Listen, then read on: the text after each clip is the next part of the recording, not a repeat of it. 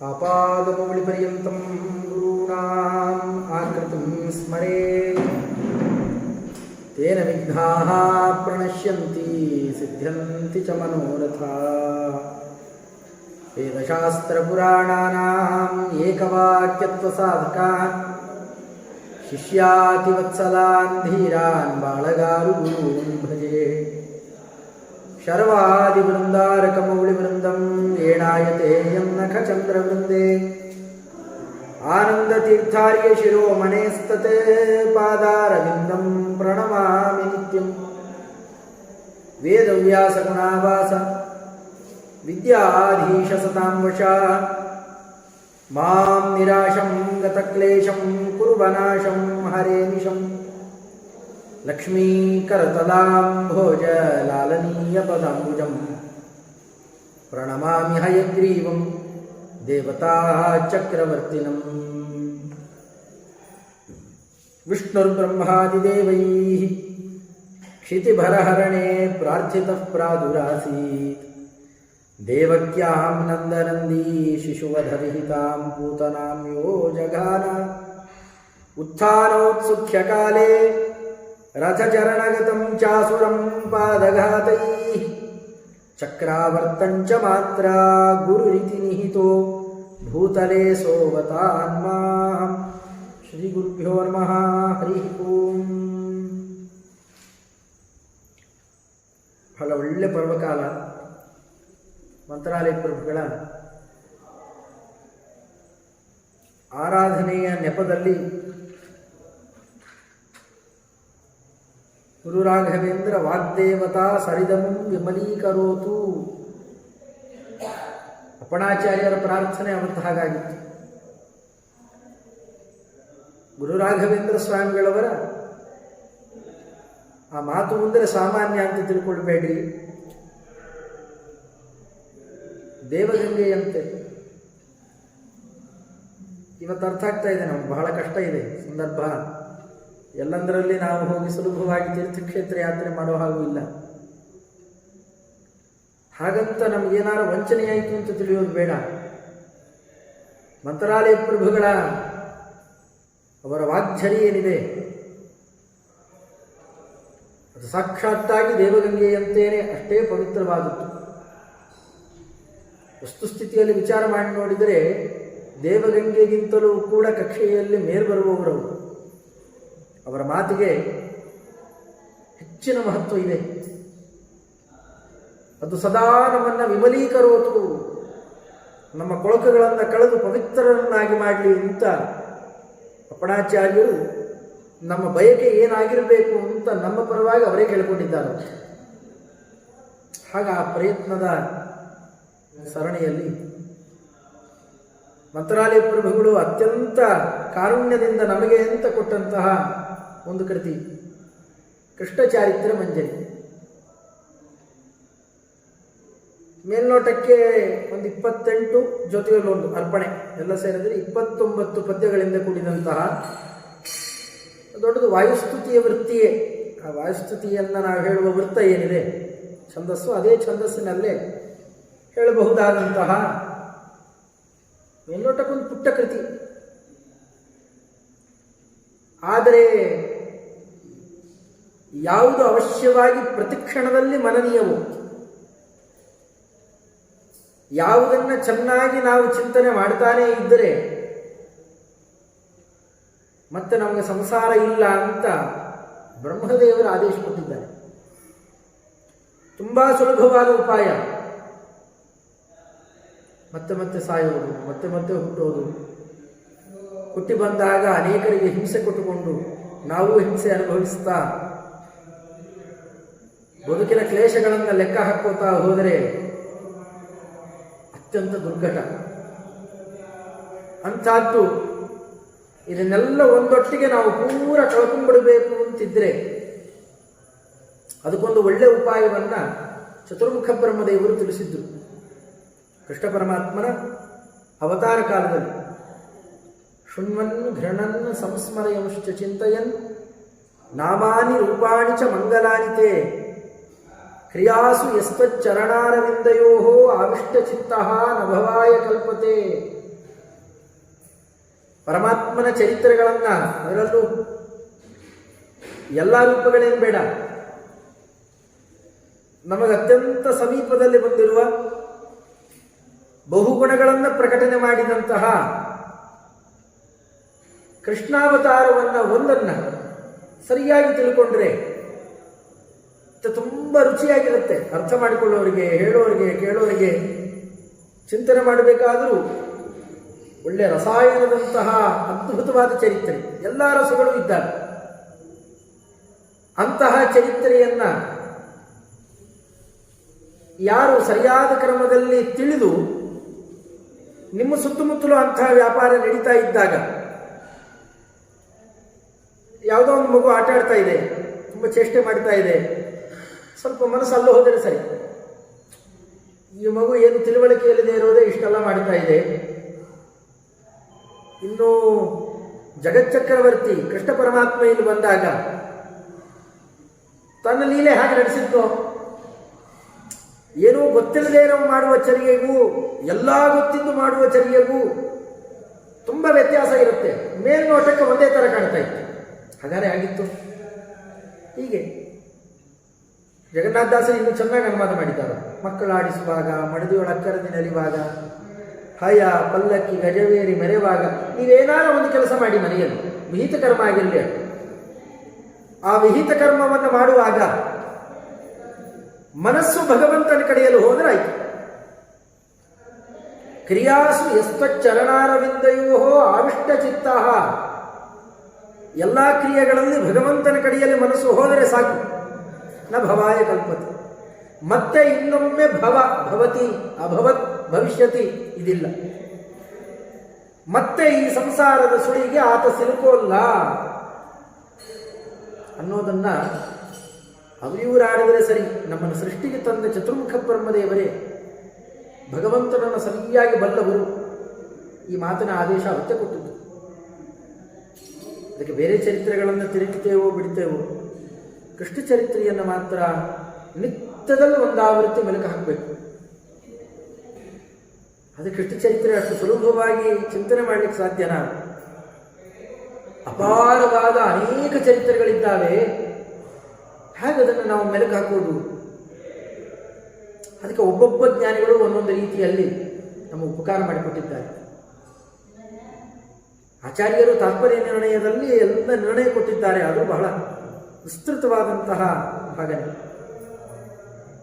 ಅದನ್ನೆಲ್ಲ ಮನಸ್ಸಿನಲ್ಲಿಟ್ಟುಕೊಂಡು ಅನುಕ್ರಮಣಿಕೆಯಂತೆ ಸಂಗ್ರಹ ಮಾಡಿಕೊಟ್ಟು ಪಂಡಿತಾಚಾರ್ಯರು ಎರಡು ಕಡೆಯಲ್ಲಿ, ಒಂದು ಮಣಿಮಂಜರಿ ಕೃತಿಯಲ್ಲಿ 3 ಮತ್ತು 4 ಸರ್ಗಗಳಲ್ಲಿ ಹರಿವಾಯುಗಳ ಚರಿತ್ರೆಯನ್ನೆಲ್ಲ ಸಂಗ್ರಹಿಸಿಕೊಟ್ಟಿದ್ದಾರೆ. ಬರೀ ಕೃಷ್ಣ ಚರಿತ್ರೆಯನ್ನೇ ಸಮಗ್ರವಾಗಿ ನಾವು ನೋಡಬೇಕು ಅಂತಂದರೆ ಒಂದು ವಿಷಯಾನುಕ್ರಮಣಿಕೆಯಂತೆ ಬೆಸೆದು ಕೊಟ್ಟರು ಕೃಷ್ಣಮಾಲಾ ಅಂತನ್ನುವ ಸ್ತೋತ್ರದಲ್ಲಿ. ಅದರಂತೆಯೇ ನಾವು ಸ್ತ್ರೀಯರು ಅಂತ ಎಲ್ಲರೂ ಹೇಳಬೇಕು, ಕೃಷ್ಣ ಚರಿತ್ರೆಯನ್ನು ಪ್ರತಿನಿತ್ಯದಲ್ಲೂ ಅದನ್ನು ಅವಲೋಕನ ಮಾಡಬೇಕು ಅಂತ ಬೇಡಿದವರಿಗೆ ವಾದಿರಾಜ ಸ್ವಾಮಿಗಳವರು ಬಹಳ ಉಪಕಾರ ಮಾಡಿದ್ದಾರೆ. ನೆನೆಬೇನ ಅನುದಿನ ನೀಲ ನೀರದ ವರ್ಣನ ಗುಣರನ್ನನ, ಅನುದಿನ ಅಂತಲೇ ಶಬ್ದ ಹಾಕಿ ಪ್ರತಿನಿತ್ಯ ಏನು ಮಾಡೋದು ಬೇಡ, ಸುಮ್ಮನೆ ಹೇಳ್ತಾ ಹೋದ್ರಾಯ್ತು. ಅನುಸ್ಯೂತವಾಗಿ ಅನುಕ್ರಮಣಿಕೆಯ ಶೈಲಿಯಲ್ಲಿ ಒಂದಾದ್ಮೇಲೊಂದು ಯಾವ ಚರಿತ್ರೆ ಆದಮೇಲೆ ಯಾವ ಚರಿತ್ರೆ ನಡೀತು ಅಂತ ಸುಮ್ಮನೆ ಹೇಳ್ತಾ ಹೋಗಿದ್ದಾರೆ. ವಿಸ್ತಾರವಾಗಿ ಯಾರು ಚರಿತ್ರೆಯನ್ನು ಕೇಳಿರ್ತಾರಲ್ಲ ಅಂಥವರಿಗೆ ಅದು ಒಂದೊಂದೇ ಶಬ್ದಗಳನ್ನು ನೋಡ್ತಾ ಹೋದಾಗೆಲ್ಲ ತಲೆಗೆ ಬರುತ್ತೆ. ಆದರೆ ಅಲ್ಲಿರುವ ಮರ್ಮವನ್ನು ಹೇಳಬೇಕು. ಮತ್ತೆ ಯಾವುದೋ ಒಂದು ಕೃತಿಯನ್ನು ಮಾತ್ರ ಅವಲಂಬಿಸಿರಬಾರದು. ಕೃಷ್ಣ ಚರಿತ್ರೆ ಒಂದು ಕಡೆಯಲ್ಲಿ ಚಿತ್ರಣ ಆಗಿಲ್ಲ. ಕೃಷ್ಣ ಚರಿತ್ರೆಯನ್ನೇ ನಾವು ದಶಮಸ್ಕಂದ ಭಾಗವತದಲ್ಲಿ ಸ್ವಲ್ಪ ಹೆಚ್ಚಾಗಿ ಕೇಳ್ತೇವೆ. ಅಲ್ಲಷ್ಟೇ ಇಲ್ಲ, ಅದಕ್ಕಿಂತಲೂ ಅತ್ಯಂತ ವಿಸ್ತಾರವಾಗಿ ಹರಿವಂಶದಲ್ಲಿ ವಿಷ್ಣು ಪರ್ವದಲ್ಲಿ ಚಿತ್ರಣ ಆಗಿದೆ. ಸಾಧಾರಣ ವಿಷ್ಣು ಪರ್ವದ ಗಾತ್ರ ಹರಿವಂಶದಲ್ಲಿ 3 ಪರ್ವಗಳು. ಒಂದು ಹರಿವಂಶ ಪರ್ವ, ಇನ್ನೊಂದು ವಿಷ್ಣು ಪರ್ವ, ಭವಿಷ್ಯತ್ ಪರ್ವ. ಅಲ್ಲಿ ವಿಷ್ಣು ಪರ್ವವೇನೆ 350ಕ್ಕೂ ಹೆಚ್ಚು ಅಧ್ಯಾಯಗಳಿದ್ದಾವೆ. ಅಂದರೆ ಒಟ್ಟಾರೆ ಇಡೀ ಭಾಗವತದ ಗಾತ್ರ ಇದ್ದಷ್ಟು. ಭಾಗವತ ಒಟ್ಟಾರೆ 344 ಅಧ್ಯಾಯಗಳು.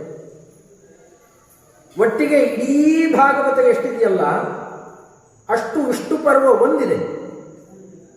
ಅಂದರೆ ಬರೇ ಕೃಷ್ಣ ಚರಿತ್ರೆ ಅಷ್ಟಿದೆ. ಆಮೇಲೆ ಅದನ್ನು ಎಲ್ಲ ಚಿತ್ರಣ ಮಾಡಿರಬೇಕು. ವಿಷ್ಣು ಪುರಾಣದಲ್ಲಿ ಬಂದಿದೆ. 6 ಅಂಶಗಳಲ್ಲೂ ಕೂಡ ಭಗವಂತನ ಚರಿತ್ರೆಯನ್ನು ಚಿತ್ರಣ ಮಾಡಿದ್ದಾರೆ. ಇದೆಲ್ಲ ಒಂದು ಕಡೆಯಲ್ಲಿ ತುಂಬ ಸಂಕ್ಷಿಪ್ತವಾಗಿ ನಮ್ಮ ಬುದ್ಧಿಗೆ ಬರಬೇಕು. ಇದನ್ನು ಮಾಡಿಕೊಡಿ ಅಂತ ಆ ಕಾಲಕ್ಕೆ ಮಂತ್ರಾಲಯ ಪ್ರಭುಗಳಲ್ಲಿ ಭಕ್ತರೆಲ್ಲ ಪ್ರಾರ್ಥನೆ ಮಾಡಿದಾಗ ಮಹಾನುಭಾವರು ಆ ಒಂದೊಂದು ಚರಿತ್ರೆಯನ್ನು ಒಂದೊಂದು ಹೂವಿನಂತೆ ಒಂದೇ ಸ್ತೋತ್ರದಲ್ಲಿ ಅದನ್ನು ಕೋಣಿಸಿ ಈ ಮಂಜರಿಯನ್ನು ಮಾಡಿಕೊಟ್ಟಿದ್ದಾರೆ. ಹಾಗೆ ರಾಮದೇವರ ಚರಿತ್ರೆಯನ್ನು ಮಂಜರಿ ಮಾಡಿಕೊಟ್ಟಿದ್ದಾರೆ. ರಾಮಚಾರಿತ್ರ್ಯ ಮಂಜರಿ ತುಂಬ ಚಿಕ್ಕದು, ಅಲ್ಲಿ ಬರೀ 11 ಪದ್ಯದಲ್ಲಿ ಮಾಡಿಕೊಟ್ಟಿದ್ದಾರೆ. ಕೃಷ್ಣ ಚರಿತ್ರೆ ಅತ್ಯಂತ ವಿಸ್ತೃತ, ಬಹು ಪ್ರಕರಣಗಳಲ್ಲಿ ಭಣಿತವಾಗಿರುವ, ಅಂದರೆ ಬೇರೆ ಬೇರೆ ಪುರಾಣ ಪ್ರಕರಣಗಳಲ್ಲಿ ಹೇಳಿರುವ ಎಲ್ಲ ಚರಿತ್ರೆ. ಅಂದರೆ ಒಂದೇ ವನದ ಹೂವನ್ನು ತರಲಿಲ್ಲ, ಎಲ್ಲೆಲ್ಲೋ ಬೇರೆ ಬೇರೆ ಕಡೆ ಇರುವಂತಹ ಅದೇ ಜಾತಿಯ ಹೂವುಗಳನ್ನೆಲ್ಲ ತಂದು ಒಂದು ಕಡೆಯಲ್ಲಿ ಹಾರ ಕಟ್ಟಿ ದೇವರಿಗೆ ಅರ್ಪಣೆ ಮಾಡಿದರೆ ಹಾಗೂ ಅಂಥದ್ದೊಂದು ಅದ್ಭುತವಾದ ಕೆಲಸ ಮಾಡಿದ್ದಾರೆ ಮಂತ್ರಾಲಯ ಪ್ರಭುಗಳು ಈ ಪದ್ಯದಲ್ಲಿ. ಇದನ್ನು ವಾದೇಂದ್ರ ಸ್ವಾಮಿಗಳವರು ಹೇಳಬೇಕಾದ್ರೆ ಬಹಳ ಅದ್ಭುತವಾಗಿ ಚಿತ್ರಣ ಮಾಡಿದ್ದಾರೆ. ಅಷ್ಟು ದೊಡ್ಡ ಚರಿತ್ರೆಯನ್ನು ಇಷ್ಟು ಪುಟ್ಟ ಶ್ಲೋಕದಲ್ಲಿ, ಒಂದು ಸ್ತೋತ್ರದಲ್ಲಿ ರಚನೆ ಮಾಡಲಿಕ್ಕೆ ಆಗತ್ತಾ? ಯಾಕಾಗೋಲ್ಲ? ಕಿಂವಾ ದುಸ್ಸಾಧ್ಯವಸ್ತಿ ತ್ರಿಜಗತಿ ಮಹತಾಂ ಆತ್ಮನಃ ಪಾಣಿಪದ್ಮೆ ಪಶ್ಯಾಮಂದೋ ಮನಂದಃ ಖಿಲ ಘಟ ಜನುಷಾ ಚೋಲಿರಾಕಾರಿ ಸಿಂಧು. ಒಂದು ಉದಾಹರಣೆ ಕೊಟ್ಟು ಹೇಳ್ತಾರೆ. ವಾಚಾ ಸಂಕ್ಷಿಪ್ತಯಾಯತ್ ಬಹುಚರಿತಮುಪಾವರ್ಣಯಂಸ್ತ್ವಂ ಮುರಾರೇಹೇ. ಅತ್ಯಂತ ಸಂಕ್ಷಿಪ್ತವಾದಂತಹ ನಿಮ್ಮ ಮಾತಿನಲ್ಲಿ ಸಮಗ್ರ ಕೃಷ್ಣ ಚರಿತ್ರೆಯನ್ನ, ಅದರಂತೇನೆ ರಘುಪತೇಹೇ ರಾಮದೇವರ ಚರಿತ್ರೆಯನ್ನೆಲ್ಲ ಚಿತ್ರಣ ಮಾಡಿಬಿಟ್ರಿ. ಅದು ಸಾಧ್ಯವಾ? ಆ ಪ್ರಶ್ನೆ ಮಾಡಿತಾವೆ. ಕಿಂಬ ದುಸ್ಸಾಧ್ಯವಸ್ತಿ, ಆಗದೇ ಇರೋದೇನಿದೆ? ಘಟಜನುಷ, ಒಂದು ಮಡಿಕೆಯಲ್ಲಿ ಹುಟ್ಟಿದ ಒಬ್ಬ ಋಷಿಗಳೊಬ್ಬರಿದ್ದಾರೆ. ಅವರು ಮಾಡಿದ ಅದ್ಭುತವಾದ ಒಂದು ವ್ಯಾಪಾರ ನೋಡಿ ನಿಮಗೆ ಅರ್ಥ ಆಗುತ್ತೆ. ಘಟಜನುಷ, ಕುಂಭಯೋನಿ ಅಂತ ಕರೀತಾರೆ ಅಗಸ್ತ್ಯ ಋಷಿಗಳನ್ನು. ಆ ಅಗಸ್ತ್ಯ ಋಷಿಗಳು ಮಾಡಿದ್ದೇನು ಕೆಲಸ? ದೈತ್ಯರೆಲ್ಲ ಸಮುದ್ರದ ಒಳಗಡೆಯಲ್ಲಿ ಅಡಕವಾಗಿ ಕೂತಿದ್ರು. ಅವರು ಕೂತಿದ್ದಾಗ ಅವರೆಲ್ಲರನ್ನೂ ಹೊರಗೆ ತೆಗಿಲಿಕ್ಕೋಸ್ಕರ ಅಂತ ಇಡೀ ಸಮುದ್ರವನ್ನು ಕೈಯಲ್ಲಿ ಹಾಕೊಂಡು ಆಪೋಷಣ ಮಾಡ್ಕೊಂಡ್ಬಿಡ್ತಾರೆ. ಅದು ಆಪೋಷಣ ಉಪ್ಪಿನ ನೀರು. ನಿಮ್ಮೊಂದು ಹನಿನೇ ಆಗಲಿ ಉಪ್ಪಿನ ನೀರು ಕುಡಿಯೋದು ಬಹಳ ಕಷ್ಟ. ಹಾಗೇನಾರ ಕಷ್ಟಪಟ್ರ? ಇಲ್ಲ. ತಸ್ಯಾಮಂದೋ ಮರಂದಃ, ಅದು ಮರಂದ ಆಗೋಯ್ತಂತೆ. ಮರಂದ ಅಂತಂದ್ರೆ ಮಕರಂದ. ಜೇನುತುಪ್ಪವನ್ನೇ ಹಾಗೆ ಲೆಕ್ಕ ಬಿಡ್ತಾರಲ್ಲ, ಹಾಗೆ ಸಮಗ್ರ ಲವಣ ಸಾಗರವನ್ನ ಆಪೋಷಣ ತಗೊಂಡ್ಬಿಟ್ರು. ಚೋಲಿರಾಕಾರಿ ಸಿಂಧು ಅಂತ ಇದ್ದಾಗ ಮಹಾತ್ಮರಿಗೆ ಯಾವುದು ತಾನೇ ದುಸ್ಸಾಧ್ಯ ಇದೆ? ನೀವು ಆ ಸಾಲಿಗೆ ಸೇರುವವರಷ್ಟೇ. ಇಂಥ ದೊಡ್ಡ ಸಾಗರಪ್ರಾಯವಾದಂತಹ ಕೃಷ್ಣ ಚರಿತ್ರೆಯನ್ನ ಇಷ್ಟೊಂದು ಪುಟ್ಟ ಸ್ತೋತ್ರದಲ್ಲಿ ತಂದು ಯೋಜನೆ ಮಾಡಿದ್ದೀರಿ. ಅದನ್ನ ಬಹುಕಾಲ ಕಾಲಾವಕಾಶ ಕೊಟ್ಟು ಬೇರೆ ಪ್ರಕರಣಗಳಲ್ಲಿ ಏನೇನು ಬಂದಿದೆ ಅಂತ ಚರಿತ್ರೆಗಳನ್ನು, ಮೂಲ ಚರಿತ್ರೆ ನೋಡಬೇಕು. ಆ ಚರಿತ್ರೆಯನ್ನ ಯಾವ ಶಬ್ದದಲ್ಲಿ ಮಂತ್ರಾಲಯ ಪ್ರಭುಗಳು ಸಂಗ್ರಹಿಸಿದರು ಕೆಲವೊಮ್ಮೆ ನಮಗೆ ಗೊತ್ತಾಗಲ್ಲ.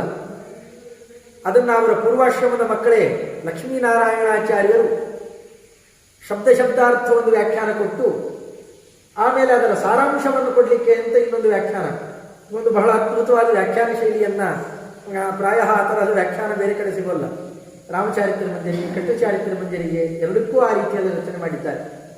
ಆಚಾರ್ಯರ ಋಗ್ಭಾಷ್ಯ ಟೀಕಾಕ್ಕೆ ಟಿಪ್ಪಣಿಯನ್ನು ಕೊಟ್ಟ ಮಹಾನುಭಾವರು ಪೂರ್ವಾಶ್ರಮದ ಮಕ್ಕಳು ಲಕ್ಷ್ಮೀನಾರಾಯಣಾಚಾರ್ಯರು, ಮಂತ್ರಾಲಯ ಪ್ರಭುಗಳ ಪರಮ ಪ್ರೀತಿ ಪಾತ್ರರು. ಅದು ಪ್ರೀತಿ ಈ ಕ್ರಮದಿಂದ, ಅದು ಸಂತಾನಾತ್ಮ ಕ್ರಮದಿಂದ ಅಲ್ಲ, ಅವರ ತತ್ವಜ್ಞಾನ ಕ್ರಮದ ಆ ಪ್ರೀತಿಗೆ ಪಾತ್ರರು. ಅಂಥವರು ವ್ಯಾಖ್ಯಾನ ಮಾಡಿದ್ದಾರೆ. ಆ ವ್ಯಾಖ್ಯಾನವನ್ನು ನೋಡುತ್ತಾ ಇದರ ಮೇಲೆ ನಮಗೊಂದು ಬುದ್ಧಿಗೆ ಚಿಕಿತ್ಸೆ. ಯಾವ ಚರಿತ್ರೆ ಬಿಟ್ಟು ಹೋಯಿತು, ಇಲ್ಲಿ ಯಾವ್ದಾನ ಚರಿತ್ರೆ ಬಿಟ್ಟು ಹೋಗಿದೆಯಾ? ಇವತ್ತು ಇದೆಲ್ಲ ಮಾಡೋದು ಜ್ಞಾನಿಗಳಿಗೆ ಒಂದು ಒಳ್ಳೆ ಕ್ರೀಡೆಗೆ ರಂಗಸ್ಥಳ, ಮೇಲ್ನೋಟಕ್ಕೆ ಒಂದು ಪುಟ್ಟ ಸ್ತೋತ್ರ. ಇದರ ಮೇಲೆ ಈ ಮಂಜರಿ ಮಾಡಿಕೊಟ್ಟಿದ್ದಾರಲ್ಲ, ಇದು ದೇವರ ಪಾದಕ್ಕೆ ಅವರು ಅರ್ಪಣೆ ಮಾಡಿದ್ದಾಗೋಗಿದೆ. ಇನ್ನು ನಾವೇನು ತೆಗೆದು ಹಾಕಬೇಕಾಗಿಲ್ಲ, ಅರ್ಪಣೆ ಮಾಡಲಿಕ್ಕೆ ಅವರಿಗೆ ಅಧಿಕಾರ ಮಾಡಿ ನಮಗೆ ಕೊಟ್ಟಿದ್ದಾಗಿದೆ. ನಾವು ನಮ್ಮ ಕುತ್ತಿಗೆಗೆ ಹಾಕ್ಕೊಳ್ಳಿ ಅಂತ ಮಾಡಿಕೊಟ್ಟಿದ್ದಾರೆ. ಕುತ್ತಿಗೆ ಮೇಲೆ ಹಾಕ್ಕೊಳ್ಳೋದಲ್ಲ, ಕುತ್ತಿಗೆ ಒಳಗೆ ಹಾಕ್ಕೊಳ್ಳೋದು. ಅಂದರೆ ನಾವು ಕಂಠಸ್ಥ ಮಾಡಿದಾಗ ಪ್ರತಿನಿತ್ಯ ಒಂದು ಆವೃತ್ತಿ ಹೇಳಿಬಿಟ್ರೆ ಪ್ರಾಯ 10 ನಿಮಿಷದೊಳಗೆ ಮುಗಿದು ಹೋಗುತ್ತೆ. ಅಭ್ಯಾಸ ಮಾಡಿದವರಿಗೆ ವಾಯುಸ್ತುತಿಗಿಂತ ಚಿಕ್ಕದು. ವಾಯುಸ್ತುತಿ ಅದೇ ವೃತ್ತ 42 ಪದ್ಯ ಇದ್ದರೆ ಇದು ಬರೀ 28 ಪದ್ಯ ಆಗ್ತದೆ. ಸಮಗ್ರ ಕೃಷ್ಣ ಚರಿತ್ರೆ ಒಮ್ಮೆ ಬುದ್ಧಿಗೆ ಬರುತ್ತೆ ಪ್ರತಿನಿತ್ಯದಲ್ಲಿ. ಹಾಗಾಗುವಂತಹ ಒಂದು ದೊಡ್ಡ ಲಾಭಾಂಶ. ಪ್ರತಿನಿತ್ಯ ಅದೇ ಚರಿತ್ರೆ ಚಿಂತನೆ ಮಾಡ್ತಾ ಇದ್ದರೆ ಕೆಲವು ಚರಿತ್ರೆಗಳನ್ನು ನಾನು ಸರಿಯಾಗಿ ಅರ್ಥ ಮಾಡಿಕೊಳ್ಳಿಲ್ಲ ಅಂತ ಗೊತ್ತಾಗುತ್ತೆ. ಅಲ್ಲಿ ಹೆಚ್ಚಿನ ಪ್ರಶ್ನೆ, ಹೆಚ್ಚಿನ ಅಭಿನಿವೇಶ, ಮತ್ತೆ ಹೆಚ್ಚೆಚ್ಚು ತಿಳಿಯೋದು. ಇದು ನಿಜವಾಗಿಯೂ ಅಥಾತೋ ಬ್ರಹ್ಮ ಜಿಜ್ಞಾಸ, ಕೃಷ್ಣ ಪರಮಾತ್ಮನ ಜಿಜ್ಞಾಸೆ ಶುರುವಾಗುತ್ತೆ. ಪ್ರತಿ ಚರಿತ್ರೆಯನ್ನು ಚೆನ್ನಾಗಿ ತಿಳಿಯಲಿಕ್ಕೆ ಅನುಕೂಲ ಮಾಡಿಕೊಡುವ ಅದ್ಭುತವಾದ ಉಪಕಾರವನ್ನು ಮಂತ್ರಾಲಯ ಪ್ರಭುಗಳು ಮಾಡಿಕೊಟ್ಟಿದ್ದಾರೆ. ಪ್ರಾಯಃ ಅವರ ಮಂತ್ರಾಕ್ಷತೆಯ ಮಹಿಮಾ, ಆಪತ್ತುಗಳ ಪರಿಹಾರ ಮಾಡತಕ್ಕಂತಹ ಕ್ರಮ, ಇವುಗಳನ್ನೇ ನೋಡಿ ಅವರನ್ನು ಅರ್ಥ ಮಾಡಿಕೊಂಡಿರ್ತೇವೆ. ಆದರೆ ಅಪ್ಪಣಾಚಾರ್ಯ ಹೇಳಿದ್ದು ಇದಕ್ಕಿಂತಲೂ ತುಂಬ ಮಹತ್ವಪೂರ್ಣವಾದದ್ದೊಂದು ಗುಣ ಇದೆ ಅವರಲ್ಲಿ. ವಿದ್ವತ್ಪರಿಜ್ಞೇಯ ಮಹಾವಿಶೇಷ ವಾಗ್ವೈಖರಿ ನಿರ್ಜಿತ ಭವ್ಯಶೇಷ. ಇಷ್ಟು ದೊಡ್ಡ ವಿದ್ವಾಂಸರಾದರೂ ಕೂಡ ಅವರ ಮಂತ್ರಾಲಯ ಪ್ರಭುಗಳ ಆ ಗುಣವನ್ನು ನೋಡಿದಾಗ ಅವರ ತಲೆಬಾಗಿ ಬರ್ತಾರೆ. ಹಿಂದೆ ಆಗಿದ್ದರಂತೆ ಸುಬ್ರಹ್ಮಣ್ಯ ಶಾಸ್ತ್ರಿಗಳು ಅಂತ ಅಲ್ಲೇನೆ ಮಂತ್ರಾಲಯದ ಪಾಠಶಾಲೆಯಲ್ಲಿ ಸುಜೀಂದ್ರ ಸ್ವಾಮಿಗಳವರು ಬಹಳ ಆಧಾರದಿಂದ ಅನೇಕ ವಿದ್ವಾಂಸರನ್ನು ಕರೆತಂದು ಪಾಠ ಹೇಳಿಸ್ತಾರೆ. ಒಂದು ಒಳ್ಳೊಳ್ಳೆ ಸುಬ್ಬಣ್ಣಾಚಾರ್ಯ ಅಂತ ಒಳ್ಳೊಳ್ಳೆ ವಿದ್ವಾಂಸರು ತಯಾರಾದರು ಆ ಕಾಲಕ್ಕೆ. ಅವರು ಆ ಶಾಸ್ತ್ರಿಗಳು ಪಾಠಶಾಲೆಯಲ್ಲಿ ಇರ್ತಿದ್ರು, ಈಗ ಬರ್ತಿರಲಿಲ್ಲ ರಾಯರ ಹತ್ರ. ಯಾವುದೋ ಏನೋ ಸಮಾಧಿ ಅಂತಪ್ಪ, ನಾವೇನೋ ಹೋಗ್ಬೇಕು, ಯಾರಿಗೂ ಗೊತ್ತಿರೋಲ್ಲ. ಅದರ ಪರಿಚಯ ಇದ್ದವರಿಗೆ ಮೊದಲಿಂದಲೂ ಆ ಕ್ರಮ ಬಂದಿರೋಲ್ಲ, ಏನು ತಾವು ತಂಪಾಡಕ್ಕೆ ತಾವಿರೋರು. ಆದರೆ ಒಂದು ದಿವಸ ಅವ್ರನ್ನೆಲ್ಲ ಕೇಳಿಕೊಂಡು ಆದರದಿಂದ ಓಡಿ ಹೋಗಿ ಒಂದು ದಿವಸ ಆರಂಭ ಮಾಡಿದರಂತೆ. ಪ್ರದಕ್ಷಿಣ ನಮಸ್ಕಾರ ಶುರು ಮಾಡಿದವರು ಅವರು ಇರೋ ತನಕವೂ ಕೂಡ ಮಂತ್ರಾಲಯದ ಎಲ್ಲ ಹೊರಗೆ ಹೋಗಿ ಬಂದರೆ ಅಷ್ಟೇ. ಅದು ಬಿಟ್ಟರೆ ಅವರು ಇದ್ದಾರೆ ಮಂತ್ರಾಲಯದಲ್ಲಿ ಅಂತಂದರೆ ರಾಯರಿಗೆ ಸುಮ್ಮನೆ ಈ ಗಾಣದ ಎತ್ತು ಅಂತ ಎಣ್ಣೆಯ ಗಾಣಕ್ಕೆ ಎತ್ತು ತೆರೀತಾ ಇರುತ್ತೆ, ಸುಮ್ಮನೆ ಪ್ರದಕ್ಷಿಣ ಹತ್ತನೇ ಇರೋರು. ಒಂದು ಕೃತಿ ಅವರನ್ನು ಆ ರೀತಿಯಲ್ಲಿ ಎಳೆದಿತ್ತು, ಭಾಟ್ಟ ಸಂಗ್ರಹ ಅನ್ನುವ ಕೃತಿ. ಇಡೀ ಭಾಟ್ಟ ಮತವನ್ನು ಒಂದು ರಾತ್ರಿಯಲ್ಲಿ, ಇವತ್ತು ಮುದ್ರಣ ಮಾಡಬೇಕಾದ್ರೆ 3 ವರ್ಷ ಬೇಕಾಗುತ್ತೆ, ಅದನ್ನು ಒಂದು ರಾತ್ರಿಯಲ್ಲಿ ಕೂತು ಅಷ್ಟೂ ರಚನೆ ಮಾಡಿ ಹಾಕಿದ್ದರಂತೆ. ಇವತ್ತಿಗೂ ಎಷ್ಟೋ ದೊಡ್ಡ ದೊಡ್ಡ ವಿದ್ವಾಂಸರು, ಅವರು ಆ ಮತ ಈ ಮತ ಅಂತಿಲ್ಲ, ಎಲ್ಲ ಮತದ ವಿದ್ವಾಂಸರು, ಮಂತ್ರಾಲಯ ಪ್ರಭುಗಳ ತತ್ವಜ್ಞಾನವನ್ನು ಆಶ್ರಯಿಸಿದವರು ಎಷ್ಟೋ ಜನ ಇವತ್ತಿಗೂ ಪೂಜ್ಯಾಯ ರಾಘವೇಂದ್ರಾಯ ಹೇಳದೆ ಪಾಠ ಹೇಳೋಲ್ಲ. ತಮ್ಮ ವೈಯಕ್ತಿಕ ಪಾಠ ಹೇಳಬೇಕಾದ್ರೆ ಆ ಶ್ಲೋಕ ಹೇಳ್ತಾರೆ. ಇವತ್ತಿಗೂ ಆ ಪ್ರಸಿದ್ಧಿ. ಇಷ್ಟು ಆ ಜ್ಞಾನ ಪ್ರಪಂಚದಲ್ಲಿ ಮಂತ್ರಾಲಯ ಪ್ರಭುಗಳ ಉಪಕಾರ ಇದೆಯಲ್ಲ, ಬಹಳ ದೊಡ್ಡದು. ಅದಕ್ಕೊಂದು ಕೈಗನ್ನಡಿ ಅಂತ ಇರುವಂತಹ ಒಂದು ಸ್ತೋತ್ರ. ಯಥಾಶಕ್ತಿ ಅಲ್ಪಕಾಲದಲ್ಲಿ ಆ ಶಬ್ದಗಳನ್ನು ಕಿವಿ ಮೇಲೆ ಹಾಕ್ಕೊಂಡ್ರೇನೆ ಅತ್ಯಂತ ಪವಿತ್ರ.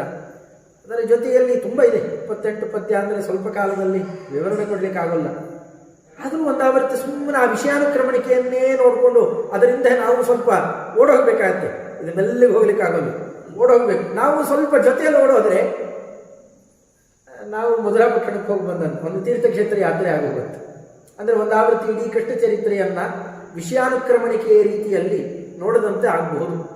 ಆ ಕ್ರಮದಲ್ಲಿ ಸುಮ್ಮನೆ ನೋಡ್ತಾ ಹೋದರೆ ವಿಷ್ಣುರ್ ಬ್ರಹ್ಮಾದಿದೇವೈ ಕ್ಷಿತಿಭರಹರಣೆ ಪ್ರಾರ್ಥಿತ ಪ್ರಾದುರಾಸಿ.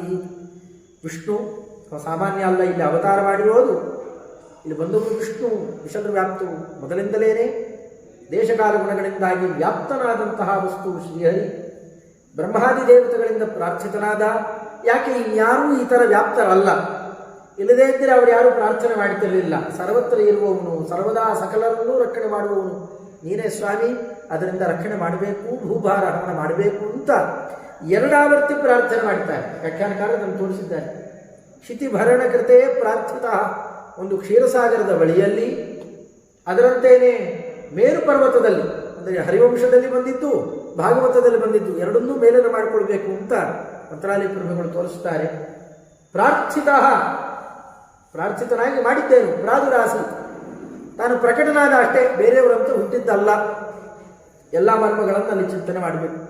ದೇವಕ್ಯಾಂ ಪ್ರಾದುರಾಸಿ, ದೇವಕೀ ದೇವಿ ಅನ್ನೊಂದನ್ನು ನೆಪ ಮಾಡಿ ಅಲ್ಲಿ ಪ್ರಾದುರ್ಭೂತನಾದ. ಆದರೂ ಅಲ್ಲಿ ಉಳ್ಕೊಳ್ಳಿಲ್ಲ. ನಂದನಂದಿ, ನಂದಗೋಪನಿಗೆ ಯಶೋಧಾದೇವಿಗೆ ಆನಂದ ಕೊಡಲಿಕ್ಕೆ ಅಂತ ಬಾಲಲೀಲೆ ತೋರಿಸಲಿಕ್ಕೆ ಅಲ್ಲೂ ಹೊರಟು ಬಿಟ್ಟ. ಶಿಶುವಧ ವಿಹಿತ, ಶಿಶುಗಳನ್ನು ಸಂಹಾರ ಮಾಡಲಿಕ್ಕೆ ಅಂತಲೇ ನಿಯೋಜನೆ ಮಾಡಿದ್ದ ಪೂತನೆಯನ್ನ ಯೋ ಜಘಾನ, ಸಂಹಾರ ಮಾಡಿದ್ನೋ. ಅವತಾರ ಮಾಡಿದ್ದೇ ಭೂಭಾರ ಹರಣಕ್ಕೆ. ಅವತಾರ ಮಾಡಿದ ಕೆಲವೇ ದಿವಸದಲ್ಲಿ ಶುರು ಮಾಡಿದ್ದ. ನಾಮಾವತಾರದಲ್ಲಿ ಸ್ವಲ್ಪ ಕಾಲ ತಗೊಂಡಿದ್ದು, ಇಲ್ಲಿಲ್ಲ, ನೇರ ಶುರುವಾಗಿದ್ದೆ. ಉತ್ಥಾನೋತ್ಸುಕ್ಯ ಕಾಲೇ ರಥಚರಣಗತಂ ಚಾಸುರಂ ಪಾದಘಾತೈ. ಉತ್ಥಾನ ಉತ್ಸುಕ್ಯ, ಉತ್ಥಾನ ಕಾಲ ಅಂತ, ಉಪನಿಷ್ಕ್ರಮಣ ಅಂತ ಒಂದು ಸಂಸ್ಕಾರ, ಷೋಡಶ ಸಂಸ್ಕಾರಗಳಲ್ಲಿ ಮಗುವನ್ನು ಕರ್ಕೊಂಡು ಹೋಗಿ ಭಗವಂತನ ಪಾದಕ್ಕೆ ಒಪ್ಪಿಸ್ತಾರೆ. ಹಾಗೆ ಇದು ಒಂದು ಕೂಸಿನ ರೂಪದಲ್ಲಿದೆ, ಇವನು ತಗೊಂಡೋಗಿ ಹಾಕೋಣ ಅಂತ ದೊಡ್ಡ ಉತ್ಸವದ ಮಧ್ಯದಲ್ಲಿ ಅಲ್ಲೇ ಇದ್ದಂತಹ ಶಕಟಾಕ್ಷಾಸುರನನ್ನ ತನ್ನ ಪಾದಘಾತದಿಂದಲೇನೆ ಸಂಹಾರ ಮಾಡಿದ್ದು. ಅವತಾರ ಮಾಡಿ ಕೆಲವು ದಿವಸಗಳಲ್ಲೇನೆ ದೊಡ್ಡ ದೊಡ್ಡ ಅಸುರರನ್ನ ಸಂಹಾರ ಮಾಡಿರುವಂತಹ ಚಕ್ರ ಆವರ್ತಂಚ ಮಾತ್ರ, ಚಕ್ರದಂತೆ ಆವರ್ತ ತಿರುಗಿ ಬರ್ತಾ ಇದ್ದಂತಹ ತೃಣಾವರ್ತನನ್ನ ತಾಯಿ ತೊಡೆ ಮೇಲೆ ಮಲಗಿದ್ದವನಿಗೆ ಬಹಳ ಭಾರ ಅಂತ ಅನ್ನಿಸ್ಬೇಕು. ಆ ಕೆಳಗೆ ಮಲಗಿಸ್ಬೇಕು ಅಂದರೆ ಅಲ್ಲಿ ಭಾರ ಆಗ್ತಾನೆ. ಆಮೇಲೆ ತೃಣಾವರ್ತನ ಕೈಯಲ್ಲಿ ಹೋದಾಗ ಹಗೂರಾಗ್ತಾನೆ. ಮೇಲೆ ಕರ್ಕೊಂಡು ಹೋದ ಮೇಲೆ ಆಕಾಶದಲ್ಲಿ ಗಾಳಿಯ ಸೃಷ್ಟಿ, ಅಲ್ಲೇ ಅಲ್ಲೇ ಹೊಂದಿಸಲಿಕ್ಕೆ ಮೇಲೆ ಕರ್ಕೊಂಡು ಹೋಗಿ ಕೊಂದು ಬಿಸಾಡ್ತಾನೆ. ಅಂದಮೇಲೆ ಭಗವಂತ ಬೇರೆಯವರಂತೆ ಪ್ರಾಕೃತನಾಗಲಿಕ್ಕೆ ಸಾಧ್ಯವೇ ಇಲ್ಲ. ಈ ರೀತಿಯಲ್ಲೆಲ್ಲ ತೋರಿಸಿಕೊಟ್ಟಂತಹ ಭೂತಲೇ ಸೋಬತಾನ್ಮ, ಅವನು ಅವತ್ತು ಅಲ್ಲಿ ಯಾರನ್ನೋ ಕೆಲವರನ್ನ ರಕ್ಷಣೆ ಮಾಡಿದ್ದ ಅಷ್ಟೇ ಅಲ್ಲ, ಇದನ್ನು ಚಿಂತನೆ ಮಾಡ್ತೇನೆ ಸ್ವಾಮಿ, ನನ್ನನ್ನು ಈಗಲೂ ರಕ್ಷಣೆ ಮಾಡ್ತಾ ಇರು. ಯಾರು ಹೇಳ್ತಾರೆ ಕೇಳ್ತಾರೆ ಅವರೆಲ್ಲರೂ ಮಾಮಂತನ ಸೇರಿಸಿಕೊಳ್ಳು, ಅವರೆಲ್ಲರನ್ನೂ ರಕ್ಷಣೆ ಮಾಡಲಿ ಭಗವಂತ ಅಂತ ಈ ಮಾತಿನಿಂದ ಸಂಗ್ರಹ ಮಾಡಿತಾ. ಯೋ ಮಾತುರ್ಜುಂಭಮಾಣ ಜಗದಿದಮಖಿಲಂ ದರ್ಶಯನ್ನಂಕರೂಢ ಗರ್ಗೇಣಾಚಿರಣನಾಮ ಕೃತರುಚಿರಮಃ ಬಾಲಲೀಲೋ ವಯಸ್ಯೈ ಗೋಪೀಗೇಹೇಷು ಬಾಂಡಸ್ಥಿತಮೃದಯಯ ಕ್ಷೀರದಧ್ಯಾದಿಪುಷ್ಣನ್ ಮೃನ್ನಾಭಕ್ಷೀತಿ ಮಾತು ಸ್ವವದನಗ ಜಗದ್ಭಾಸಯನ್ ಭಾಸತಾಮೇ. ಮಂತ್ರಾಲಯ ಪ್ರಭುಗಳ ಶಬ್ದ ಕೇಳಲಿಕ್ಕೂ ಬಹಳ ಮಧುರ, ಬಹಳ ಚಂದ. ಯಾವ್ಯಾವುದೋ ಕಾವ್ಯ ಗೀವ್ಯ ಅಂತ ಕೇಳ್ತಾರೆ, ಅದು ಈ ಮೇಘದೂತ ಅದು ಇದು ಅಂತೆಲ್ಲ. ಇವು ಅರ್ಥಾಲಂಕಾರ ಶಬ್ದಾಲಂಕಾರಗಳ ಜೊತೆಯಲ್ಲಿ ಮಹತ್ವಪೂರ್ಣವಾದಂತಹ ವಿಚಾರದ ನಿರೂಪಣೆ. ಎಲ್ಲ ರೀತಿಯಲ್ಲೂ ಇದರ ತೂಕ ಹೆಚ್ಚು. ಅದಕ್ಕೆ ನಮ್ಮಲ್ಲಿ ಯಾರು ಬೇರೆ ಬೇರೆ ಇನ್ನೇನೋ ಕಾವ್ಯ ಗೀವ್ಯ ಅಂತ ಏನಿಲ್ಲೇ ಇಲ್ಲ. ತಮ್ಮಲ್ಲಿ ಏನು ಶಬ್ದ ಸಂಪತ್ತಿದೆ ಅದನ್ನೆಲ್ಲ ಭಗವಂತನಿಗೆ ವಿನಿಯೋಗ ಮಾಡುವುದು. ಸಾಮಾನ್ಯರಲ್ಲ. ಸರಸ್ವತೀ ದೇವಿಯರು ಬಂದು ನೀನು ನನ್ನ ಪೀಠದಲ್ಲಿ ಕೊಡಬೇಕು ಅಂತ ತಂದು ಕುಡಿಸಿಕೊಂಡವರು. ಆದಮೇಲೆ ಈ ಶಬ್ದ ಪ್ರಯೋಗದಿಂದಾಗಿ ಭಗವಂತನ ಸೇವೆ ಮಾಡಿದವರು. ಯೋ ಮಾತುರ್ ಜೃಂಭಮಾಣ, ಆಕಳಿಸೋದಕ್ಕೆ ಜೃಂಭಣ ಅಂತ. ಆಕಳಿಸುವ ನೆಪದಲ್ಲೇನೆ ಇದಂ ಜಗದ ಅಖಿಲಂ, ಇಡೀ ಪ್ರಪಂಚವನ್ನ ತೊಡೆ ಮೇಲೆ ಮಲಗಿ ಅವಳಿಗೆ ತೋರಿಸಿದ್ನಲ್ಲ, ಎಷ್ಟು ಪುಣ್ಯ ಮಾಡಿದ್ಲು ಆ ತಾಯಿ. ಭಗವಂತನೇ ತೊಡೆಯ ಮೇಲೆ ಮಲಗಿ ಬಂದು ಎಲ್ಲ ಇಡೀ ಬ್ರಹ್ಮಾಂಡ ತೋರಿಸಿದ್ನಲ್ಲ. ಆಗ ಆಮೇಲೆ ಅವನಿಗೆ ಕೊಟ್ಟ ಹೆಸರೇನೆ ಗರ್ಗೇಣ ಆಚೀರ್ಣ ನಾಮ ಕೃಷ್ಣ ಅಂತನ್ನುವ ನಾಮಕರಣವನ್ನು ಗರ್ಗಾಚಾರ್ಯರ ದ್ವಾರ ಸ್ವೀಕಾರ ಮಾಡಿ ಕೃತ ರುಚಿರ ಮಹಾಬಾಲಲೀಲ. ಇಲ್ಲಿ ಬರೀ ಬಾಲಲೀಲೆ ಅಲ್ಲ, ಅದು ಮಹಾಬಾಲಲೀಲೆ. ಎಲ್ಲ ಬಾಲಕರು ಮಾಡುವಂತಹ ಲೀಲೆಗಳಲ್ಲ. ಆ ಗೋಪಿಕಾಸ್ತ್ರೀಯರೆಲ್ಲ ಬಂದು ನಾನಾ ತರಹದಲ್ಲಿ ದೂರು ಕೊಟ್ಟಾಗ ಅದು ಗೊತ್ತಾಗ್ತಾ ಇತ್ತು. ಹಾಲು ಗೀಲಿ ಎಲ್ಲ ಕುದಿತಾನೇ ಇರುತ್ತೆ. ಹ್ಯಾಕೆ ಕುಡಿದು ಬಿಡ್ತಾನಲ್ಲ ನಿನ್ನ ಮಗ, ಹೊಟ್ಟೆಲೇನಾದ್ರು ಸಮುದ್ರ ಇದ್ದಾವ ಅಲ್ಲ ಅರಸ್ಕೋತಾನ ಅಂತ ಕೇಳ್ತಿರ್ಬೇಕಂತ ಅದನ್ನೆಲ್ಲ ಕಂಡಿದ್ರು ಯಶೋಧಾದೇವಿ. ಇದು ಬೇರೆ ಇನ್ಯಾವ ಮಕ್ಕಳು ಮಾಡ್ಲಿಕ್ಕೆ ಸಾಧ್ಯ ಇಲ್ಲ. ಗೋಪಿಕಾಸ್ತ್ರೀಗೆ ಹೇಳ್ತಾಳೆ ಯಶೋಧಾದೇವಿ, ನೋಡು ನಾಳೆ ನಿಮ್ಮ ಮನೆಗೇನಾದ್ರು ನನ್ನ ಮಗ ಬಂದರೆ ಕಟ್ಟಾಕ್ಬಿಡು, ನಾನು ಕರ್ಕೊಂಡು ಹೋಗಿ ತೋರಿಸು. ಆವಾಗ ಹೇಳಿದ ಅವ್ನು ಶಿಕ್ಷೆ ಕೊಡ್ತೇನೆ. ನಾ ಕೇಳ್ತೇನೆ, ಅವನನ್ನ ನನ್ನ ಮನೆಗೆ ಬಂದೇ ಇಲ್ಲ ಅಂತಂತಾನೆ. ನಾ ಹೆಂಗೆ ನಂಬೋದು? ನಿನ್ನ ಮನೇಲಿ ಕಟ್ಟಾಕ್ಬಿಡು. ಇಲ್ಲ ತಾಯಿ, ಕಟ್ಟಾಕೋ ಕೆಲಸ ಮಾಡೋಲ್ಲ. ನಾವು ಕಟ್ಟಾಕಿದ್ದೆಲ್ಲ ಆಗಿದೆ, ಮನೆ ಬಾಗಿಲಿಗೇನೆ ಕಟ್ಟಾಕಿ ಸ್ವಲ್ಪ ಒಳಗೆ ಹೋಗಿ ಆ ಕಡೆ ಚಿಲ್ಕ ಹಾಕ್ಕೊಂಡು ಬರೋಣ ಅಂತ ಹೊರಟ್ರೆ ಅಲ್ಲಿ ನಮ್ಮ ಯಜಮಾನ್ ಅಯ್ಯೋ ನನ್ನ ಯಾಕೆ ಕಟ್ಟಿ ಹಾಕಿದ್ದೀಯೇ ಅಂತ ಕುಕ್ಕೋತಾ ಇದ್ದಾರೆ ಪಾಪ. ಇಲ್ಲ ನಾ ಕೃಷ್ಣನ ಕಟ್ಟಿ ಹಾಕಿದ್ನಲ್ಲ. ಇಲ್ಲ ಯಜಮಾನ್ರು ಕಡೆಗೆ ಬಿಚ್ಚಿ ಕಳಿಸೋಣ. ದೂರ ಅಲ್ಲೆಲ್ಲೋ ಹೋಗ್ತಾ ಸಿಗ್ತಾನೆ ಕೃಷ್ಣ. ಗೋಪಿ ನಾಳೆ ಕಟ್ಟಾಕ್ತೀಯಾ? ಮತ್ತೆ ನಿಮ್ಮ ಮನೆಗೆ ಬರ್ತೀನಿ ನೋಡು. ಕಟ್ಟಾಕ್ತೀಯಾ? ಕಟ್ಟಾಕ್. ಇವತ್ತು ನಿಮ್ಮ ಯಜಮಾನ್ ಇರ್ತೀನಿ, ನಾಳೆ ನಿಮ್ಮ ಅತ್ತೆನೋ ಮಾವನೋ ಇರ್ತಾರೆ ನೋಡಿ, ಯಾಕೆ ಕಟ್ಟಾಕ್ತಿ? ಹೀಗೆ ಗೊಳಗುತ್ತಾನೆ.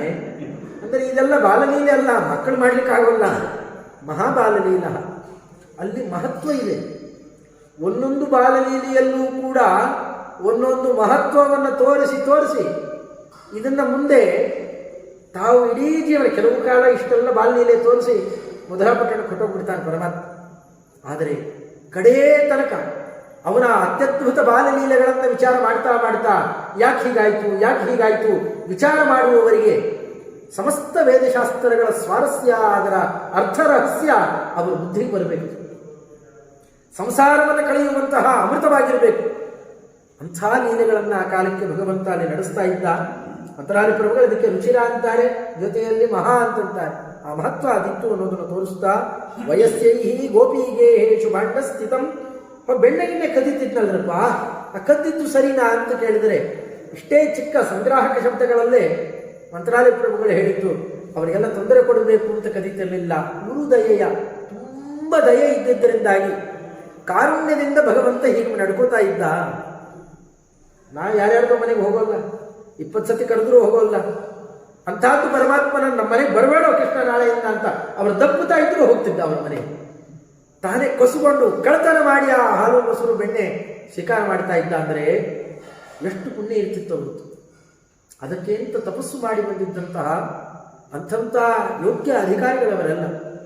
ಅದಕ್ಕೆ ಹಾಗೆ ನಡೀತಾ ಇದ್ದ ಅನ್ನೋದು ಬಿಟ್ಟರೆ ಇದಕ್ಕೆ ಬೇರೆ ಉತ್ತರ ಇಲ್ಲ. ಅದಕ್ಕೆ ಗುರುದಯೆಯ ಜಗಚ್ಚಕ್ರವರ್ತಿ ಅವನು ಬಂದಿದ್ದಾನೆ, ಇಷ್ಟು ನಡೆಸ್ತಾನೆ ಅಂತಂದರೆ ಅತ್ಯಂತ ಕರುಣಾತಿಶಯದಿಂದ ಹೀಗೆ ನಡ್ಕೊಂಡಿದ್ದು. ಮೃನ್ನಾ ಭಕ್ಷೀತಿ ಮಾತು ಸ್ವವದನಗ ಜಗದ್ಭಾಸಯನ್. ಕಡೆಗೆ ಇವರು ಯಾರು, ನಾವು ಯಾರು ಕೊಡೋಲ್ಲ, ಮೊಸರು ಹಾಲು ಯಾವುದು ಕೊಡೋಲ್ಲ ಅಂತ ಗೊತ್ತಾಗ ಮಣ್ಣು ಬಾಯಿ ಹಾಕ್ಬಿಟ್ಟು, ನೀವು ಕೊಡೋ ಮಣ್ಣು ಇಷ್ಟೇನೆ, ಅಲ್ಲ ಹಾಲು ಮೊಸರು ಬೆಣ್ಣೆ ಎಲ್ಲ ಸಮಾನ, ನನಗೆ ಯಾವುದು ವ್ಯತ್ಯಾಸ ಇಲ್ಲ ಅಂತ ತೋರಿಸ್ತಾ. ಅವ್ರು ಮಣ್ಣು ತಿಂದಿಯಾ ಅಂತ ಕೇಳಿದರೆ ಮಣ್ಣಿಗಿಂತ ನಾನೇ ಹಾಕ್ತೀನಿ, ಮಣ್ಣಲ್ಲಿ ಭಕ್ತಿಯಿಂದ ಕೊಟ್ಟಲು ಭೂದೇವಿ, ಅದನ್ನು ತಿಂದೆ, ಬರೀ ಮಣ್ಣಾಕಿ ನಾನು ತಿಂದೆ, ತಿಂದಿಲ್ಲ ನಾನು ನೋಡ್ಬಿಡ್ತೇನೆ ಅಂತ ಯಶೋಧಾದೇವಿ ನೋಡ್ಲಿಕ್ಕೆ ಬಂದಾಗ ಮಣ್ಣುಗಿಣ್ಣು ಹೋಗಿ ಸೇರ್ಕೊಂಡ್ಬಿಟ್ರೆ ಹೊಟ್ಟೆ ಏನೇನೋ ಆಗಿಬಿಡುತ್ತೆ ಅಂತ ಪ್ರಾಕೃತ ಶಿಶುಗಳನ್ನು ನೋಡಿದಂತೆ ನೋಡಿದರೆ ಮಣ್ಣಿಗೆ ಕಾರಣೀಭೂತವಾದ ಪಂಚಭೂತಗಳು ಹೊಟ್ಟೆ ಒಳಗೆ ಇದ್ದಾವೆ. ಸಮಗ್ರ ಬ್ರಹ್ಮಾಂಡವನ್ನು ಮತ್ತೊಂದು ಆವರ್ತಿ ತೋರಿಸಿದಾಗ, ಮೆಲ್ಲಗೆ ಅರ್ಥ ಮಾಡಿಸಿದಾಗ ಈತ ಯಾರು ಅನ್ನೋದರ ಪರಿಚಯ ಆಗುತ್ತೆ. ಬಾಲಲೀಲೆಯೂ ತೋರಿಸಬೇಕು, ಭಗವಂತನ ಪರಿಚಯವೂ ಆಗಬೇಕು. ಎರಡೂ ಮಾಡಿಸುವ ಅದ್ಭುತವಾದಂತಹ ಕ್ರಮ ಅದು ಇಲ್ಲಿರೋದು. ಹೀಗಾಗಿ ಈ ಬಾಲಲೀಲೆಯ ರಹಸ್ಯ ಇಷ್ಟಿದೆ ಅಂತ ಆ ಸಂಗ್ರಹ ಮಾಡುವ ಶಬ್ದದಲ್ಲೇ ಇಷ್ಟನ್ನು ತೋರಿಸ್ತಾ, ದಧ್ನೋ ಮತ್ರಸ್ಯ ಭಂಗಾದುಪಗಮಿತ ಋಷ ನಂದಪತ್ನ್ಯಾತಬದ್ಧ ಕೃಚ್ಛ್ರೇಣೋ ಲೂಖಲೇಯ ಧನಪತಿತನಯೋ ಮೋಚಯಾಮಾಸ ಶಾಪಾತ್ ನಂದಾದ್ಯೈ ಪ್ರಾಪ್ಯ ವೃಂದಾವನ ವಿಹರಮಯನ್ನ ವೇಣುನಾದಾದಿಭಿರ್ಯೋ ವತ್ಸಾನಪಾನ್ ವತ್ಸರೂಪಂ ಕ್ರತುಭುಗ್ ಹರಿಮತೋ ಓಥಯನ್ನ ಸೋವತಾನ್ಮ. ಮಾಡಿದ್ದು ಒಂದೊಂದು ಚಿಕ್ಕ ಚಿಕ್ಕ ಕೆಲಸಗಳಲ್ಲ, ಭಗವಂತ ಎಷ್ಟೆಷ್ಟು ಮಾಡಿದ ಅಂತ ಒಂದೊಂದು ಪದ್ಯದಲ್ಲಿ, ಹಾರದ ಒಂದೊಂದು ಭಾಗದಲ್ಲಿ ಎಷ್ಟೋ ಹೂವುಗಳನ್ನು ತೆಗೆದುಕೊಂಡಿಸ್ತಾರೆ. ಹಾಗೆ ಆಕ್ರಮದಲ್ಲಿ ತಂದು ಯೋಜನೆ ಮಾಡ್ತಾ ಇದ್ದಾರೆ. ದಗ್ಧೋ ಮತ್ರಸ್ಯ, ಕಡೆಗೆ ಮನೆಯಲ್ಲೇನೆ, ಅಲ್ಲಿ ತನಕ ಮನೆಯಲ್ಲೇನು ಚೇಷ್ಟೆ ಮಾಡಿರಲಿಲ್ಲ. ಕೃಷ್ಣ ತುಟ್ಟತನ ಮಾಡ್ತಾನೋ ಇಲ್ಲೋ ಅನ್ನೋಟ್ಟು ಸಂದೇಹ ಇತ್ತಂತೆ ಯಶೋಧಾದೇವಿಗೆ. ಒಮ್ಮೆ ಮನೆಯಲ್ಲೇ ಮಾಡಿದ, ಪಾತ್ರೆಯನ್ನು ಒಡೆದು ಆ ಕಾಲಕ್ಕೆ ಬಂದು ತನ್ನ ಕಡುಗೋಲು ನೇಣು ಹಿಡ್ಕೊಂಡು ಆ ರೂಪದರ್ಶನ ಮಾಡಿಸಿ ಹಿಡಿತೇನೆ ಅಂತ ಹೋದಾಗ, ಓಡಿ ಹೋಗೋಣ ಉಪಗಮಿತ ಋಷ, ತುಂಬ ಕೋಪ ಬಂದು ಕೋಪ ಬರೆಸ್ತಾ ಇದ್ದ ಪರಮಾತ್ಮ. ಯಾಕೆ ಕೋಪ ಬರೆಸ್ತಾ ಇದ್ದ, ಯಾರು ಕೋಪ ಬರೆಸ್ತಾ ಇದ್ದ? ಕಾರಣ ಇದೆ. ಯಾರಿಗೆ ಪುಣ್ಯ ಜಾಸ್ತಿ ಆಗಿರ್ತಿತ್ತೋ ಅವ್ರ ಮನೆಯಲ್ಲಿ ಏನಾರು ಹಾಳುಗೆಡಬೇಕು, ಅವರಿಗೆ ಕೋಪ ಬರೆಸಬೇಕು, ಪುಣ್ಯವನ್ನು ಅದರಿಂದ ಇಳಿಸ್ಬೇಕು. ಪರಮಾತ್ಮನ ಒಂದು ಗುಣ ವೇದೋಕ್ತವಾದದ್ದು, ಏಧಮಾನ ದ್ವಿಟ ಅಂತ. ಅತಿಯಾಗಿ ಯಾರು ಬೆಳೀತಾರೆ, ಸ್ವಲ್ಪ ತಿನ್ನುವ ಆಹಾರ ಜಾಸ್ತಿ ಆದರೆ ನಮಗೆ ಅಜೀರ್ಣ ತುಂಬ ರೋಗ ಈಗ ಬರುತ್ತೆ. ಅಂಥದ್ದು ಪುಣ್ಯ ಜಾಸ್ತಿ ಆಗಿ ಹೋದರೆ ಏನೇನೋ ಅನರ್ಥಗಳಾಗಲಿಕ್ಕೆ ಅವಕಾಶ ಇದೆ. ಅದನ್ನು ತಡಿಬೇಕು ಅನ್ನೋ ದೃಷ್ಟಿಯಲ್ಲೇನೆ ದೇವರ ನೈವೇದ್ಯಕ್ಕೆ ಅಂತ ಹಾಲು ಮೊಸರು ಬೆಣ್ಣೆ ತಗೊಂಡು ಎದುರಿಗೆ ತೋರಿಸಿ ತಂದರೆ ನಮ್ಗೆ ಅಪಾರ ಪುಣ್ಯ. ನೇರ ಅವನಿಗೆ ಅರ್ಪಣೆ ಮಾಡಿದರೆ ಇನ್ನೆಟ್ಟು ಪುಣ್ಯ ಇರಬೇಕು. ಆ ಪುಣ್ಯವನ್ನು ಇಳಿಸಿ ಸರಿತೂಗಿಸಲಿಕ್ಕೋಸ್ಕರವಾಗಿಯೇ ಅವ್ರ ಮನೆಯಲ್ಲೇ ಗಲಾಟೆ, ಅಲ್ಲೇ ಬಯಸಿಕೊಳ್ಳೋದು, ಅವ್ರು ಕಟ್ಟಾಕ್ತೀನಿ ಇರಬೇಕು, ನಮ್ಮ ಮನೆಗೆ ಬರಬೇಡ ಕೃಷ್ಣ ಅಂತ ಇರಬೇಕು. ಇವೆಲ್ಲ ಅಂದರೆ ಒಂದೊಂದು ಕೂಡ ಲೀಲಾಭಿರ್ಭಾವಗರ್ಭಾಭಿ ತುಂಬ ಅರ್ಥ ಇದೆ ಒಂದೊಂದು ಚರಿತ್ರೆಯಲ್ಲೂ ಕೂಡ. ಯಾಕೆ ಜಗದೀಶ ಚೇಷ್ಟ, ಸರ್ವಜ್ಞ ಚೇಷ್ಟ, ಎಲ್ಲ ತಿಳಿದು ಮಾಡ್ತಾ ಇದ್ದಾನೆ. ನಮ್ಮ ಮಕ್ಕಳುಗಳಂತೆ ಏನು ಗೊತ್ತಿಲ್ಲದೆ ಮಾಡೋದಲ್ಲ, ಎಲ್ಲ ಗೊತ್ತಿದ್ದು ಮಾಡ್ತಾ ಇರುವವನ ಚರಿತ್ರೆ. ಯಶೋಧಾದೇವಿಗೂ ಕೂಡ ಅಪಾರವಾದ ಪುಣ್ಯ ಇಳಿಸಲಿಕ್ಕೆ ಕೋಪ ಬರೋ ಹಾಗೆ ಮಾಡಬೇಕು. ನಂದಪತ್ನ್ಯಾತಬದ್ಧ, ಅವಳೇ ಕರ್ಕೊಂಡ್ಬಂದು ಉಲೂಕಲಕ್ಕೆ ತೆಗೆದು ಕುಚ್ಚೇಣ. ತುಂಬ ಕಷ್ಟಪಟ್ಟು ಕಟ್ಟಲಿಕ್ಕೆ ಬಹಳ ಕಷ್ಟ ಆಯಿತು. ಅಷ್ಟು ಸುಲಭ ಕಟ್ಟಿಸ್ಕೊಳ್ಳಿಲ್ಲ. ಎರಡೆರಡು ಅಂಗುಲ ಕಮ್ಮಿ ಆಗ್ತಾ ಇದೆ. ಎಷ್ಟು ದಾರ ತಂದರೂ ಕಟ್ಟಲಿಕ್ಕೆ ಆಗ್ತಾ ಇಲ್ಲ. ಅದರಲ್ಲೆಲ್ಲ ಅನೇಕ ರಹಸ್ಯಗಳನ್ನೆಲ್ಲ ತೋರಿಸ್ತಾರೆ. ಕಾಡೆ ಏನಾರು ಮಾಡ್ಕೊ ಹೋಗೋ ಕಡೆಗೆ ಅಂತ ಹೇಳಿ ಬಿಟ್ಟು ಹೋಗ್ಬೇಕು, ಇವರೇ ಕಟ್ಕೊಂಡ್ಬಿಡ್ಬೇಕನ್ನ. ಅದನ್ನೇ ಹಾಕೊಂಡು ಹೋಗಿ ಅಲ್ಲೇ ಇದ್ದಂತಹ ಧನಪತಿಗಳು ಕುಬೇರನ ಮಕ್ಕಳಾದ ನಳಕೂಪರ ಮಣಿಗ್ರೀವರನ್ನು ಮೋಚನೆ ಮಾಡಿದ್ದು. ನನ್ನ ಭಕ್ತರು ನನಗೆ ಏನು ಕೊಟ್ಟರು ಅದರಿಂದಲೂ ಕೂಡ ಅವ್ರಿಗೊಂದು ಅನುಗ್ರಹ ಮಾಡ್ತೇನೆ, ಅದೊಂದು ಹೆಸರು ಮಾಡ್ತೇನೆ. ಏನು ಕೊಟ್ಟರೂ ಸ್ವೀಕಾರ ಮಾಡುವವನು ಅಂದರೆ ಆತ ಒಬ್ಬನೇ. ಅದನ್ನು ತೋರಿಸಿಕೊಟ್ಟ ಕ್ರಮ. ನಂದಾದ್ಯೈ ಪ್ರಾಪ್ಯ ವೃಂದಾವನಮಯರಮಯನ್ ವೇಣುನಾದ ಅದಿವಿರ್ಯೋ. ಅಲ್ಲಿ ತನಕ ಎಲ್ಲ ಹಸುರವರು ಬರ್ತಾ ಇದ್ರು, ಆಮೇಲೆ ಯಾರು ಬರಲೇ ಇಲ್ಲ. ಅದಕ್ಕೆ ಇಲ್ಲೆಲ್ಲ ಬೇಡ, ನಾವು ವೃಂದಾವನಕ್ಕೆ ಹೋಗೋಣ ಅಂತ ನೋಡ. ಅದು ಯಾರು ಒಪ್ಪದೇ ಇದ್ದಾಗ ವೃಕಗಳನ್ನೆಲ್ಲ ಸೃಷ್ಟಿ ಮಾಡಿದ ಪ್ರಕರಣಾದಿಗಳನ್ನೆಲ್ಲ ಉಪಲಕ್ಷಣೆಯ ಚಿಂತನೆ ಮಾಡಬೇಕು.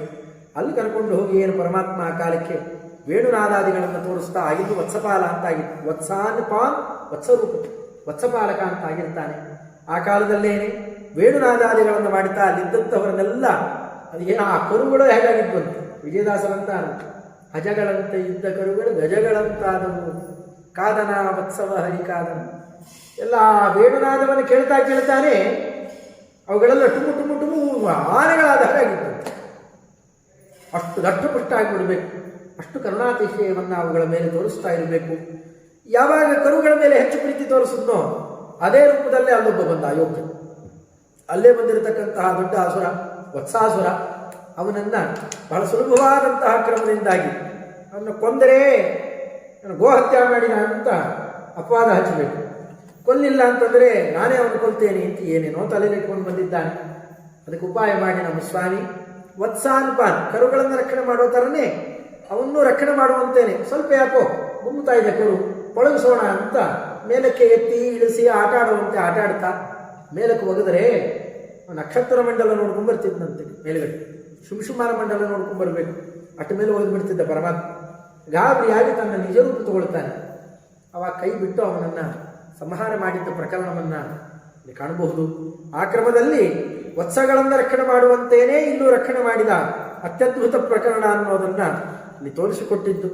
ಎಲ್ಲ ಮಾಡಿದಂತಹ ಪರಮಾತ್ಮ ನಮ್ಮನ್ನು ರಕ್ಷಣೆ ಮಾಡಲಿ ತೋರಿಸ್ತಾ ರಕ್ಷನ್ ವತ್ಸಾನ್ವಯಸಿ ಭಗಮಭಿನದಥೋ ತಿಗ್ಮತುಂಡೇ ಗೃಹೀತ್ವಾ ಪ್ರೀತಿಂ ಕರ್ತುಂ ಸಖೀನಾಂ ಖರಮಪಿ ಬಲತೋ ಘಾತಯನ್ ಕಾಲಿಯಾಹಿಂ ಉನ್ಮಥ್ಯೋದ್ವಾತ್ಸ್ಯ ಕೃಷ್ಣ ಅತಿ ವಿಮಲ ಜಲಾಂ ಯೋವಧಾದ್ದಾವನ್ಯಂ ಸಪ್ತಾನಾವೃತ್ಯ ಗೋಷ್ಠೇ ಸ್ಥಿತಮಪಿ ದಸೌ ದುಷ್ಟವೃಕ್ಷಚ್ಛಿದವ್ಯಾ.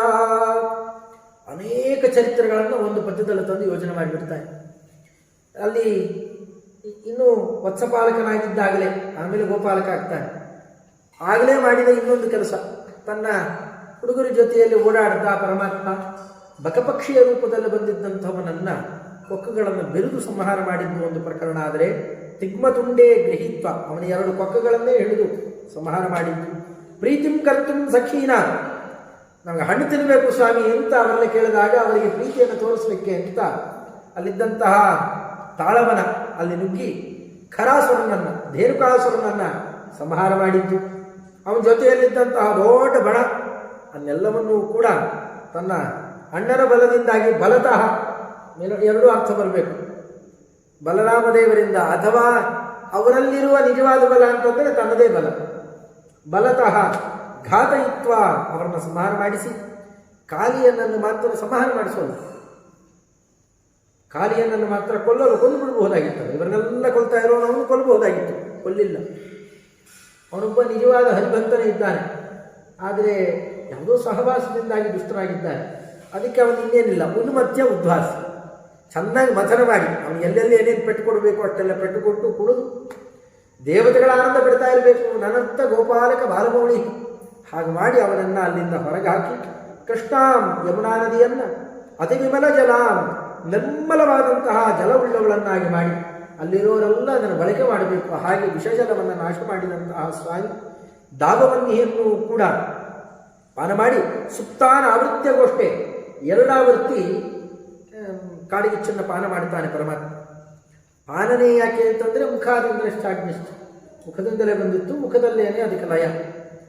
ಎರಡಾವೃತ್ತಿ ಯಾವುದು ಮೊದಲು ಯಾವುದು ಕಡೆ ಗೊತ್ತಾಗೋಲ್ಲ, ಪಟ್ಟಿಯಲ್ಲಿ ನೋಡ್ತಾ ಹೋದಾಗ ಗೊತ್ತಾಗಬೇಕು. ಅದಕ್ಕೆ ಹಾಕಿ ಮೊದಲು ಇವರೆಲ್ಲರೂ ಕೂಡ ಗೋಷ್ಠದಲ್ಲಿ ಮಲಗಿದ್ದಾಗ ಸುತ್ತಲೂ ರಾತ್ರಿ ಕಾಲದಲ್ಲಿ ಬೆಂಕಿ ಬರುತ್ತೆ, ಅದನ್ನು ಮೊದಲು ಪಾನ ಮಾಡಿತ್ತು. ಆಮೇಲೆ ಪರಮಾತ್ಮ ಇನ್ನೊಂದು ಆವೃತ್ತಿ ಕಾಡಿಗೆ ಹೋದಾಗ ಬರುತ್ತೆ, ಕಾಡಲ್ಲೇನೆ ಅಲ್ಲಿ ಕಾಡಿಗೆ ಚೆನ್ನ ಪಾನ ಮಾಡಿದ್ದು ಎರಡನೇ ಆವೃತ್ತಿ ಅದು. ಹೀಗೆ ದುಷ್ಟವೃಕ್ಷ ಛಿದವ್ಯಾ, ಅಲ್ಲಿ ಇನ್ನೊಂದು ದುಷ್ಟವೃಕ್ಷ ಇರುತ್ತೆ, ಉಗ್ರಾಸುರ ಅಂತನ್ನುವ ಅಸುರ, ಅವನನ್ನು ಚಿತ್ ಅವನೆಲ್ಲವನ್ನೂ ಆ ಮುಳ್ಳುಗಳಾಗಲಿ ನೆರಳಾಗಲಿ ಎಲ್ಲವೂ ಕೂಡ ವಿಷಪೂರಿತ. ಅದರ ಹತ್ತಿರ ಹೋದರೆ ಸಾಕು ಅವರೆಲ್ಲರೂ ಸಾಯಬೇಕು. ಅಂತಹ ಎಷ್ಟೋ ವೃಕ್ಷಗಳನ್ನೆಲ್ಲ ಸುಟ್ಟು ಪರಮಾತ್ಮ ಕತ್ತರಿಸಿ ನಾಶ ಮಾಡಿದ ಪ್ರಕರಣ. ದುರ್ಗಾರಣ್ಯ ಪ್ರವೇಶ ಚ್ಯುತ ನಿಜ ಸರಣೀನ್ ಗೋಗಳಾನಾಕ್ವಯಂತ್ಯೋ ದಾವಾಗ್ನಿಂ ತತ್ರ ಪೀತ್ವಾ ಸಮಪುಷದನುಗಾನ್ ಗೋಪಕಾನ್ ಆವಿಷಣ್ಣ. ಎಲ್ಲ ಅರಣ್ಯಕ್ಕೆ ಪ್ರವೇಶ ಮಾಡಿದ್ದಾರೆ. ಸ್ವಲ್ಪ ದೊಡ್ಡ ಅರಣ್ಯ, ತಮ್ಮ ತಮ್ಮ ಆಕಳನ್ನು ನೋಡಿಕೊಂಡು ಎಲ್ಲೆಲ್ಲೋ ದೂರ ದೂರ ಹೊರಟೋಗಿದ್ದಾರೆ. ಕಾಡಿಗೆ ಹತ್ಕೊಂಡ್ಬಿಡ್ತು. ಹತ್ಕೊಂಡಾಗ ಅವರನ್ನೆಲ್ಲರನ್ನೂ ಕೂಡ ತಾನೇ ಹೆಸರು ಹಿಡಿದು ಕರೀತಾ, ಆಕಳುಗಳನ್ನೆಲ್ಲ ಹೆಸರು ಹಿಡಿದು ಕರೀಬೇಕು, ವೇಣುಗಾನವನ್ನು ಮಾಡಬೇಕು. ಗಾನವನ್ನು ಕೇಳಿಸಿಕೊಂಡು ಇಲ್ಲೇ ಇದ್ದಾರೆ ಕೃಷ್ಣ ಅಂತ ಎಲ್ಲ ಬಂದು ಒಂದು ಕಡೆ ಸೇರಬೇಕು. ಸೇರಿದಾಗ ಅವರು ಸುತ್ತಲೂ ಎಲ್ಲ ಕಡೆಯಲ್ಲಿ ಬರ್ತಾ ಇದ್ದ ದಾವಾಗ್ನಿಯನ್ನು, ಕಾಡಿಗಿಚ್ಚನ್ನ ಮತ್ತೊಂದು ಆವೃತ್ತಿ ಪಾನ ಮಾಡಬೇಕು. ಇಲ್ಲ ಒಂದೊಂದಲ್ಲ, ಎಷ್ಟು ಸತಿ ಸತ್ತು ಹೋಗಬೇಕಾಗಿತ್ತು ಅವರೆಲ್ಲ. ಅಂಥದ್ದು ಆ ರೀತಿಯಲ್ಲಿ ಬದುಕಿಸಿದವನು. ಇದನ್ನು ಮತ್ತೆ ಮತ್ತೆ ಯಾಕೆ ಚರಿತ್ರೆ ಹೇಳ್ತಾರೆ? ಸ್ವಲ್ಪ ರೋಗ ರುಜಿನ ಅದು ಇದು ಹೆಚ್ಚಾದಾಗ ಭಯ ಆತಂಕ ನಮಗೂ ಹೆಚ್ಚಾಗುತ್ತೆ. ಅಯ್ಯೋ ಅದು ಬಂದರೆ ಸತ್ತು ಹೋಗ್ತೀವ, ಎರಡನೇ ಅಲೆ ಬಂದರೆ, ಮೂರನೇ ಅಲೆ ಬಂದರೆ, ಯಾವಾಗ ಏನೇನೋ ಆತಂಕಗಳು ಹೊರಗಡೆ ಸುದ್ದಿ ಕೇಳಿದಾಗೆಲ್ಲ. ಇಷ್ಟು ಸತಿ ರಕ್ಷಣೆ ಮಾಡಿದವನೊಬ್ಬ ಇದ್ದಾನೆ ಅಂತ ಪರಿಚಯ ಆದರೆ ಅವನನ್ನು ಗಟ್ಟಿಯಾಗಿ ಹಿಡಿದರೆ ಎಷ್ಟಾಲೇ ಬೇಕಾದ್ರೂ ಬರ್ತಾ ಇದ್ದ. ರಕ್ಷಣೆ ಮಾಡೋನು ಆತ ಒಬ್ಬ ಇದ್ದಾನೆ, ಆ ನಂಬಿಕೆ ನಮಗೆ ಬರಬೇಕಷ್ಟೇ. ಯಾವಾಗ ಬರುತ್ತೆ? ಇಂತಹ ಚರಿತ್ರೆಗಳನ್ನು ಮೇಲಿಂದ ಮೇಲೆ ಕೇಳೋದು, ನಿರಂತರ ಇದನ್ನು ಹೇಳ್ತಾ ಇರೋದು ಮಾಡಿದರೆ ಖಂಡಿತ ಆ ನಂಬಿಕೆ ಬರುತ್ತೆ. ಅದಕ್ಕೆ ಮಂತ್ರಾಲಯ ಪ್ರಭುಗಳು ಅದಕ್ಕೆ ಬೇಕಾದಂತೆಯೇ ತೋರಿಸ್ತಾರೆ. ಗೋಪಕಾನಾವಿಷಣ್ಣ, ಬಳಲಿ ಹೋಗಿದ್ದವರನ್ನೆಲ್ಲ ಸಮಪುಷತೆ ತನ್ನ ಪುಷ್ಟಿಯನ್ನು ಕೊಟ್ಟು ರಕ್ಷಣೆ ಮಾಡಿದ್ದು. ಗೋಪೀಹಿ ಗೋಪೈ ಪರೀತಾ ಸರಿದುದಕ ತಟಸ್ಥೋಪಲೇ ಭೋಜ್ಯಮನ್ನಂ ಭುಕ್ತ್ವಾ ವೇಣೋರ್ನಿನಾದಾತ್ ವ್ರಜಗತಮನಿತಾ ಚಿತ್ತಹಾರಿ ಸಮಾವ್ಯಾ. ಅವೆಲ್ಲ ತಂದಿರೋ ಹಣ್ಣುಗಳನ್ನು ಇದೆಲ್ಲ ಹರಿವಂಶದಲ್ಲಿ ಬಂದಿದ್ದಿಲ್ಲ, ಭಾಗವತಾದಿಗಳಲ್ಲಿ ಇಲ್ಲ. ಇದೆಲ್ಲ ಅಲ್ಲಿದ್ದನ್ನು ತಂದು ಯೋಜನೆ ಮಾಡಿದ್ದಾರೆ. ಕೃಷ್ಣ ಇವತ್ತು ನಮ್ಮ ಮನೆಯಲ್ಲಿ ಕೊಟ್ಟಿದ್ದಾರೆ, ಇವತ್ತು ನಮ್ಮ ಮನೆಯಲ್ಲಿದೆ, ನಮ್ಮ ಮನೆಯಲ್ಲಿ ಇಂತ ಅವೆಲ್ಲ ತರಬೇಕಂತ. ಕೆಲವೊಮ್ಮೆ ತರ್ತಾ ಇದ್ರು, ಕೆಲವೊಮ್ಮೆ ತರ್ತನೂ ಇರಲಿಲ್ಲ. ಕೃಷ್ಣ ಪರಮಾತ್ಮ ಹೊರಟ ಅಂತಂದರೆ ಚಂಗನೆ ಆಕಳುಗಳಾಗಲಿ ಈ ಹುಡುಗರಾಗಲಿ ಹಾರು ಬಂದ್ಬಿಡೋರು. ಮಧ್ಯಾಹ್ನಕ್ಕೆ ಬುತ್ತಿನೂ ತೊಗೊಂಡು ಹೋಗ್ತಿರ್ಲಿಲ್ಲಂತೆ, ಹರಿವಂಶದಲ್ಲಿ ಅಂತಾರೆ. ಏನು ಮಾಡಬೇಕು? ಅದಕ್ಕೆ ತಾಯಿಯಂದರೆಲ್ಲ ಸೇರಿ ಹುಡುಗರು ಹೊಟ್ಟೆ ಹಸುವಂತಂತಾವೆ, ಪುಷ್ಟಿ ಇರೋಲ್ಲ, ಅದಕ್ಕೇನು ಮಾಡಬೇಕು ಅಂತ ಒಂದು ಒಳ್ಳೆ ಭಕ್ಷ್ಯ ಕಂಡು ಹಿಡಿದಂತೆ. ಅನ್ನದಷ್ಟ ಗುಣಂ ಪಿಷ್ಟಂ, ಅನ್ನಕ್ಕಿಂತ 8 ಪಟ್ಟು ಪುಷ್ಟಿ ಕೊಡುತ್ತೆ ಹಿಟ್ಟು. ಏನೋ ಅಂತಾರಲ್ಲ ಕನ್ನಡದಲ್ಲಿ ಅಂತಾರೆ, ಹಿಟ್ಟು ತಿಂದವನು ಗಟ್ಟಿ, ಭಾಳ ಗಟ್ಟಿ ಅಂತ. ನಿಜವಾಗಿಯೂ ಆ ಗುಣ ಇದೆ ಅದರಲ್ಲಿ. ಅದಕ್ಕೆ ಏನು ಮಾಡಬೇಕಂತೆ? ಎಲ್ಲ ಬೇಳೆಗಳನ್ನು ಚೆನ್ನಾಗಿ ಹುರಿದು ಪುಡಿ ಮಾಡಿ ಅದನ್ನೆಲ್ಲ ಚೆನ್ನಾಗಿ ಅದರಿಂದ ಕರೆದು, ಒಳ್ಳೆ ಕರ್ಕುಲು ಗಿರ್ಕುಲು ಅಂದರೆ ಮಕ್ಕಳು ಬಹಳ ಪ್ರೀತಿ, ಕರೆದು ಅದನ್ನು ಕೊಟ್ಟು ಕಳಿಸ್ಬೇಕು. ಈಗ ತೊಗೊಂಡು ಹೋಗ್ತಾರಿಲ್ಲ. ಅದಕ್ಕೇನು ಮಾಡಿಬಿಡೋರಂತೆ? ಅದನ್ನೆಲ್ಲ ಗುಂಡಿಗೆ ಸುತ್ತಿ ಬಳೆ ಆಕಾರದಲ್ಲಿ ಮಾಡಿ ಆಕಳು ಕೋಡಿಗೆ ಹಾಕಿ ಕಳಿಸ್ಬಿಡ್ತಿದ್ರು. ಈ ಹುಡುಗರು ತೊಗೊಂಡು ಹೋಗದೇ ಇದ್ರು ಪರವಾಗಿಲ್ಲ, ಆಕಳಿಗೆ ಹಾಕಿದ್ದ ಹಸು ಮುಂದಾಗ ಆ ಕೋಡಿಂದ ತೆಕ್ಕೊಂಡು ತಿಳ್ಕೊಳ್ಳಿ, ಅದಕ್ಕೆ ಕೋಡು ಬಳೆ ಅಂತ ಹೆಸರಾಯಿತು. ಶೃಂಗಕಟಕ ಅಂತಾರೆ ಅದಕ್ಕೆ. ಅದಕ್ಕೆ ಕೃಷ್ಣಾಷ್ಟಮಿಯಲ್ಲಿ ಬೇರೆ ಇನ್ನೇನು ಮಾಡ್ತಿರೋ ಬಿಡ್ತಿರೋ, ಯಾವ ಭಕ್ಷ್ಯ ಮಾಡಿ ಬಿಡ್ರಿ, ಕೋಡು ಬಳೆ ಮಾಡಿ ಕೊಟ್ಟು ಬಿಟ್ಟರೆ ಇಷ್ಟ ದೇವರಿಗೆ ಭಾಳ ಪ್ರೀತನಾಗಿ ಬಿಡ್ತಾನಂತೆ. ಮಾಡಬೇಕು, ಮಕ್ಕಳು ಕೊಟ್ಟು ಬಿಡಬೇಕು. ಅಂದರೆ ಆ ಕ್ರಮದಲ್ಲಿ ಅವನ್ನೆಲ್ಲ ಹೇಳ್ತಾರೆ. ಆ ರೀತಿಯಲ್ಲಿ ಮಕ್ಕಳ ಜೊತೆಯಲ್ಲೆಲ್ಲ ಆಟ ಆಡ್ತಾ ಅವ್ರು ತಂದು ಕೊಟ್ಟಿದ್ದನ್ನೆಲ್ಲ ಭೋಜ್ಯಾನ್ನವನ್ನು ಸ್ವೀಕಾರ ಮಾಡಿ ಅವ್ರನ್ನೆಲ್ಲ ರಕ್ಷಣೆ ಮಾಡ್ತಾ ಅಲ್ಲೇ ಪಾಠ ಎಲ್ಲ ಹೇಳ್ತಿದ್ದಂತೆ. ಅದೆಲ್ಲ ವಿಸ್ತಾರ ಚರಿತ್ರೆಯಲ್ಲಿದೆ. ಅದನ್ನೆಲ್ಲ ತಿರಿಯಕ್ ಸ್ರೋತಃ, ಊರ್ಧ್ವ ಸ್ರೋತಃ, ಅವನ್ನೆಲ್ಲ ಅಲ್ಲೇ ಕೂತು ಯಾವ ದೊಡ್ಡ ದೊಡ್ಡ ವಿಶ್ವವಿದ್ಯಾಲಯದಲ್ಲಿ ಓದ್ದವರಿಗೂ ಕೂಡ ಈ ತಿಳುವಳಿಕೆ ಇರೋಲ್ಲ. ಸ್ವಯಂ ಜಗದೊಡೆಯ ಕೂತ್ಕೊಂಡವರಿಗೆ ಅದನ್ನೆಲ್ಲ ಹೇಳ್ಕೊಡ್ತಾ ಎಲ್ಲ ಪ್ರಕೃತಿಯನ್ನು ತೋರಿಸಿ ಪಾಠ ಹೇಳಿರ್ತಾರೆ. ಅಂಥ ಭಾಗ್ಯಶೀಲರವರೆಲ್ಲ ಕೃಷ್ಣೋಸ್ಮಾಕಂ ಪತಿ ಸ್ಯಾತ್ ಇತಿ ಕೃತ ತಪಸಾ ಮಜ್ಜನೆ ಗೋಪಿಕಾನಾಂ ನಜ್ಞಾನಾಂ ವಸ್ತ್ರದಾತ ದ್ವಿಜವರೆ ಮರಿತಾ ನೀತಮನ್ನಂ ಸಮಶ್ನಂ. ಕೃಷ್ಣ ಪರಮಾತ್ಮನೇ ನಮಗೆ ಪತಿಯಾಗಬೇಕು ಅಂತ ತಪಸ್ಸು ಮಾಡ್ತಾ ಇದ್ದಾರೆ, ಕಾತ್ಯಾಯನಿ ವ್ರತ ಮಾಡ್ತಾ ಇದ್ದಾರೆ. ಆಯಾಸದಿಂದ ವಸ್ತ್ರ ಉಡ್ಲಿಕ್ಕೂ ಕೂಡ ಉಪವಾಸಾದಿಗಳನ್ನು ಮಾಡಿಬಿಟ್ಟಿದ್ರು. ವಸ್ತ್ರ ಉಡೋದು ತೆಗೆಯೋದು ಕಷ್ಟ ಆಗಿ ಹೋಗುತ್ತಪ್ಪ ಅಂತ ಎಲ್ಲ ದಂಡೆಯನ್ನು ಒಗೆದು ನಗ್ನರಾಗಿ ಸ್ನಾನ ಮಾಡ್ತಾ ಇದ್ದಾರೆ. ಆದರೆ ಅದು ಅಪಚಾರ ಮಾಡಿಬಿಟ್ರೆ ಅವ್ರಿಗೆ ಮತ್ತೆ ಏನು, ಕೃಷ್ಣ ಪರಮಾತ್ಮ ಸಿಗಬೇಕು ಅಂತ ಮಾಡ್ತಾ ಇರೋದು. ಅಪಚಾರ ಆಗಿ ವ್ರತಪೂರ್ಣ ಆಗಿಲ್ಲ ಅಂತ ಸಿಗೋದು ಹೇಗೆ? ಅದಕ್ಕೆ ಗೋಪಿ ವಸ್ತ್ರಾಪಹಾರಿ ಅಂತ ಬೇರೆ ಕಡೆಯಲ್ಲೆಲ್ಲ ಕರೆದ್ರೆ ಮಂತ್ರಾಲಯ ಪ್ರಭುಗಳು ತಿರುಗಿಸ್ಬಿಟ್ರು. ನಗ್ನಾರಾಮ್ ವಸ್ತ್ರದಾತ, ಬಟ್ಟೆ ಬಿಚ್ಚಿ ಅವರೇನೇ ಯದ್ವಾತತ್ವ ಇದ್ದವರಿಗೆ ವಸ್ತ್ರ ಕೊಟ್ಟವನು, ವಸ್ತ್ರ ಕಸ್ಕೊಂಡವನಲ್ಲ, ವಸ್ತ್ರ ಕೊಟ್ಟವನು. ಇದರೇನರ್ಥ? ಆ ರೀತಿಯಲ್ಲಿ ಧರ್ಮಕ್ಕೆ ಅಪಚಾರ ಮಾಡುವಂತಹ ಕ್ರಮದಲ್ಲಿ ನೀವು ವ್ರತಾದಿಗಳನ್ನು ಶ್ರಮಕ್ಕೆ ಶ್ರಮ ಆಯಿತು, ಅದಕ್ಕೆ ಫಲ ಮಾತ್ರ ಸಿಗಲಿಲ್ಲ. ಹಾಗಾಗೋದು ಬೇಡ. ನನಗೆ ಯಾವುದು ಪ್ರೀತಿಕರವಾಗುತ್ತೋ ಅದನ್ನು ಮಾಡಿ. ಸ್ವಾಮಿ ನಮ್ಗೆ ಗೊತ್ತಾಗೋಲ್ಲ, ಆಯಾಸದಲ್ಲಿ ಏನೋ ವ್ಯರ್ಥ ಆಗೋದ್ರೆ, ಯಾವುದೋ ಒಂದು ರೀತಿಯಲ್ಲಿ ಅದು ಚ್ಯುತ ಆಗೋದ್ರೆ ಏನು ಮಾಡಬೇಕು? ಏನೂ ಇಲ್ಲ. ಪ್ರಾಯಶ್ಚಿತ್ತಾನ್ ವಿಶೇಷಾಣಿ ತಪಃಕರ್ಮಾತ್ಮಕಾನಿ ವೈ ಯಾನಿ ತೇಷಾಂ ಅಶೇಷಾಣಾಂ ಕೃಷ್ಣಾನುಸ್ಮರಣಂ ಪರಂ. ಕೃಷ್ಣ ಅಂತ ಕೈ ಎತ್ತಿ ಮುಗಿರಿ ಸಾಕು. ನೀವು ಮಾಡಿದ ಹರ್ಕನೋ ಬರ್ಕನೋ ಅದೋ ಇದೋ ದೋಷನೋ ಅದೋಷನೋ ನಾ ಎಲ್ಲ ಸರಿ ಮಾಡ್ಕೊಂಡು ತಗೊಳ್ತೇನೆ, ನಿಮಗೆ ಯಾಕೆ ಯೋಚನೆ? ಹೀಗೆ ವಸ್ತ್ರ ಅಂದರೆ ಮುಚ್ಚಿಟ್ಟಿದ್ದು ಅಂತ ಅರ್ಥ. ಅವರು ಮಾಡಿದ ತಪ್ಪುಗಳನ್ನೆಲ್ಲ ಮುಚ್ಚಿಟ್ಟುಕೊಂಡ ಪರಮಾತ್ಮ ಈ ಅರ್ಥದಲ್ಲಿ ತೋರಿಸಿದ್ದು. ಅದಕ್ಕೆ ನಗ್ನಾನಾಂ ವಸ್ತ್ರದಾತ, ಆ ಶಬ್ದ ಪ್ರಯೋಗನೇ ಬೇರೆ ರೀತಿಯಲ್ಲಿ ತಗೊಂಡ್ರು ಮಂತ್ರಾಲಯಕ್ಕರು. ದ್ವಿಜವರಮಣಿತ ನೀತಮನ್ನಂ ಸಮಷ್ಣನ್, ಬ್ರಾಹ್ಮಣ ಸ್ತ್ರೀಯರು ತಂದಿದ್ದಂತಹ ಅನ್ನ ವಿಶೇಷವನ್ನು ಸ್ವೀಕಾರ ಮಾಡಿ ಅವರೆಲ್ಲ ಯಾಗ ಯಜ್ಞ ಮಾಡ್ತೇವೆ, ನಾವು ಗೊಲ್ಲರಿಗೆ ಅದು ಕೊಡೋಲ್ಲ, ಇದು ಕೊಡೋಲ್ಲ. ಏನು ಪುರುಷರಲ್ಲೇ ಅಲ್ಲ, ಸ್ತ್ರೀಯರಿಗೆ ಮಹಾನುಗ್ರಹ ಮಾಡಿದ ಅವರ ದ್ವಾರ ಇವರೆಲ್ಲ ಮತ್ತೆ ಆ ಕೃಷ್ಣದೇವರ ಅನುಗ್ರಹ ತಗೋಬೇಕಷ್ಟೆ. ಬ್ರಾಹ್ಮಣೋತ್ತಮರು ವಾದಿರಾಜ ಸ್ವಾಮಿಗಳವರದಕ್ಕೆ ಈ ಅವತಾರ ಇದು ಸ್ತ್ರೀಪರ ಅವತಾರ ಸ್ವಾಮಿ ಅಂತಂತಾರೆ. ಬರೇ ಹೆಣ್ಮಕ್ಳಿಗೆ ಅನುಗ್ರಹ ಮಾಡ್ತೀಯ ನೀನು, ವಿಪರೀತ ಆಕ್ಷೇಪ ಮಾಡೋದು. ದೇವರು ಬರೀ ಪುರುಷ ಪರ ಇದ್ದಾನೆ, ಯಾಕೆ ಅವನು ಪುರುಷ, ಅದಕ್ಕೆ ಪುರುಷ ಪರ ಇದ್ದಾನೆ. ಸ್ತ್ರೀಯರಿಗೆಲ್ಲ ವೇದಾಧಿಕಾರ ಕೊಡಲಿಲ್ಲ, ಅದು ಕೊಡಲಿಲ್ಲ, ಏನೇನೋ ಆಕ್ಷೇಪ ಮಾಡೋದು. ಅದಕ್ಕೆ ಉತ್ತರ ಕೊಟ್ಟ ಕ್ರಮ ಪರಮಾತ್ಮ ಬರೇ ಸ್ತ್ರೀಯರಿಗೆ ಅನುಗ್ರಹ ಮಾಡಿದ್ದಾನೆ ಇಲ್ಲಂತ. ಅಂಥವರು ಅದನ್ನು ತೋರಿಸ್ಕೊ, ಅವರವರ ವಿಹಿತ ಕರ್ಮಾನುಷ್ಠಾನದಲ್ಲಿದ್ದವರಿಗೆ ಹೇಗೆ ಅನುಗ್ರಹ ಮಾಡುತ್ತಾನೆ. ಶ್ರಾಂತೈರ್ ಗೋಪೈ ಸಮಮ್ಯೋ ಬಲಮಥನ ಬಲ ವಾಹೃತೇಸ್ಮಿನ್ ಸವೃಷ್ಟೌ ಪ್ರೋಧೃತ್ಯಾರ್ಯವರ್ಯಂ ನಿಜ ಜನಮಖಿಲಂ ಪಾಲಯನ್ ಪಾತ್ವಸೌ ಮಾಂ. ಆಗ ಆ ಕಾಲಕ್ಕೆ ಏನು ದೊಡ್ಡ ಬೆಟ್ಟವನ್ನೇ ಎತ್ತಿ ಹಿಡಿದು ಬೆಟ್ಟದಲ್ಲೇನೆ ನಿಂತು ಪೂಜೆ ಸ್ವೀಕಾರ ಮಾಡಿದ್ದಾನೆ ಗೋವರ್ಧನಗಿರಿಯಲ್ಲಿ. ಅದನ್ನೇ ಇಟ್ಟುಕೊಂಡೇನೆ ನೀವು ಎಲ್ಲ ಅಧಿಷ್ಠಾನದಲ್ಲಿ ಪೂಜೆ ಮಾಡ್ತೀರಿ, ಅದರಿಂದಲೇ ನಿಮಗೆ ರಕ್ಷಣೆ. ಅತ್ಯಂತ ಶ್ರಾಂತರಾಗಿರ್ತಕ್ಕಂತಹ ಗೋಪರನ್ನ ಆ ಬೆಟ್ಟದ ಕೆಳಗಡೆಯಲ್ಲೇ ಇಟ್ಟು ಆಹಾರ್ಯವರ್ಯ, ಅದೇನು ಎತ್ತಲಿಕ್ಕೆ ಆಗಲ್ಲ, ಆದರೆ ಭಗವಂತನಿಗೆ ಆಹಾರ್ಯ ಅಂತ ಅವ ಎತ್ತಲಿಕ್ಕಾಗುವಂತಹದ್ದು ಕಿರುಬೆರಳ ತುದಿಯಲ್ಲಿ ಇಟ್ಟುಕೊಂಡು ಅವರನ್ನೆಲ್ಲ ರಕ್ಷಣೆ ಮಾಡಿದ್ದನ್ನು ನೋಡಿ ಪ್ರತಿಯೊಬ್ಬರೂ ಆ ಕಾಲಕ್ಕೆ ನಿಶ್ಚಯ ಮಾಡಿಕೊಳ್ತಾರೆ. ಇಂದ್ರದೇವರು ಬೇರೆ ಬಂದು ಆ ಕಾಲಕ್ಕೆ ಗೋವಿಂದಾಕ್ಷೋತ ತಾತಂ ಜಲಪತಿ ಹೃತಂ ಆನೀಯ ಲೋಕಂ ಸ್ವಕೀಯಂ, ಒಂದು ಗೋವಿಂದ ಗೋವಿಂದ ಅಂತ ಅಭಿಷೇಕ ಮಾಡಿ ಹೋಗ್ತಾರೆ. ಸುತ್ತಲೂ ಹರಿವಂಶದಲ್ಲಿ ಸ್ಪಷ್ಟ ಚಿತ್ರಣ ಇತ್ತು. ಸುತ್ತಲೂ ಇದ್ದವರೆಲ್ಲ ಆ ಗೋಪರು ಮುಂತಾದವರೆಲ್ಲ ಬಂದು ಆ ಕಾಲಕ್ಕೆ ಕೇಳ್ಕೊಳ್ತಾರೆ, ನೀ ಯಾರು? ಅದು ಐರಾವತ ಅಲ್ಲ, ಇಲ್ಲಿ ಬಂದದ್ದು ಗೋಮಾತೆ ಸುರಭಿ ಅಲ್ಲ, ಬಂದಿದ್ದವರು ಇಂದ್ರದೇವರು. ನಿನ್ನೆದುರಿಗೆ ಬರಬೇಕಾದ್ರೆ ಯಾಕೆ ಕಿರೀಟ ತೆಗೆದಿಟ್ಟು ಬಂದಿದ್ದಾರೆ? ಇಂದ್ರದೇವರು ಬಂದು ನಿನ್ನ ಕಾಲು ಹಿಡಿತಾರೆ ಅಂದರೆ ನೀ ಯಾರು? ಕೃಷ್ಣದೇವರು ಏನನ್ಬೇಕಂತೆ, ಸ್ವಜಾತಿ ಯೋಸ್ನ ಕೇವಲ, ನಾನಪ್ಪ ನಿಂತರದವನೇ, ಬರೀ ಆಕಳ ಕಾಯುವನಷ್ಟೇ. ಇಲ್ಲ ಸ್ವಾಮಿ, ಏನೋ ಬೇರೆ ಹೇಳ್ತಾ ಇದ್ದೀಯಾ, ನೀವು ವ್ಯಾಪಾರ ಎಲ್ಲ ನೋಡಿದ್ರೆ ಯಾರೋ ಬೇರೆ ಅಂತ ಅನಿಸುತ್ತೆ, ಇಂದ್ರದೇವರಿಗಿಂತ ಉತ್ತಮ ಇದೆಯಾ ಅಂದರೆ ಯಾರು? ನಕ್ಕು ಬಿಡ್ತಿದ್ದಂತೆ. ಕಾಲಸ್ತಾವ ಪ್ರತೀಕ್ಷಿತ, ಕಾಲ ನೋಡ್ತಾ ಇರಿ, ನನ್ನನ್ನು ಹಿಂಬಾಲಿಸ್ತಾ ಇರಿ, ನಾ ಯಾರು ನಿಮಗೆ ಅರ್ಥ ಆಗುತ್ತೆ. ಅವಾಗ ಎಲ್ಲರೂ ಕೂಡ ಅರ್ಥ ಮಾಡಿಕೊಂಡಿದ್ದರಂತೆ.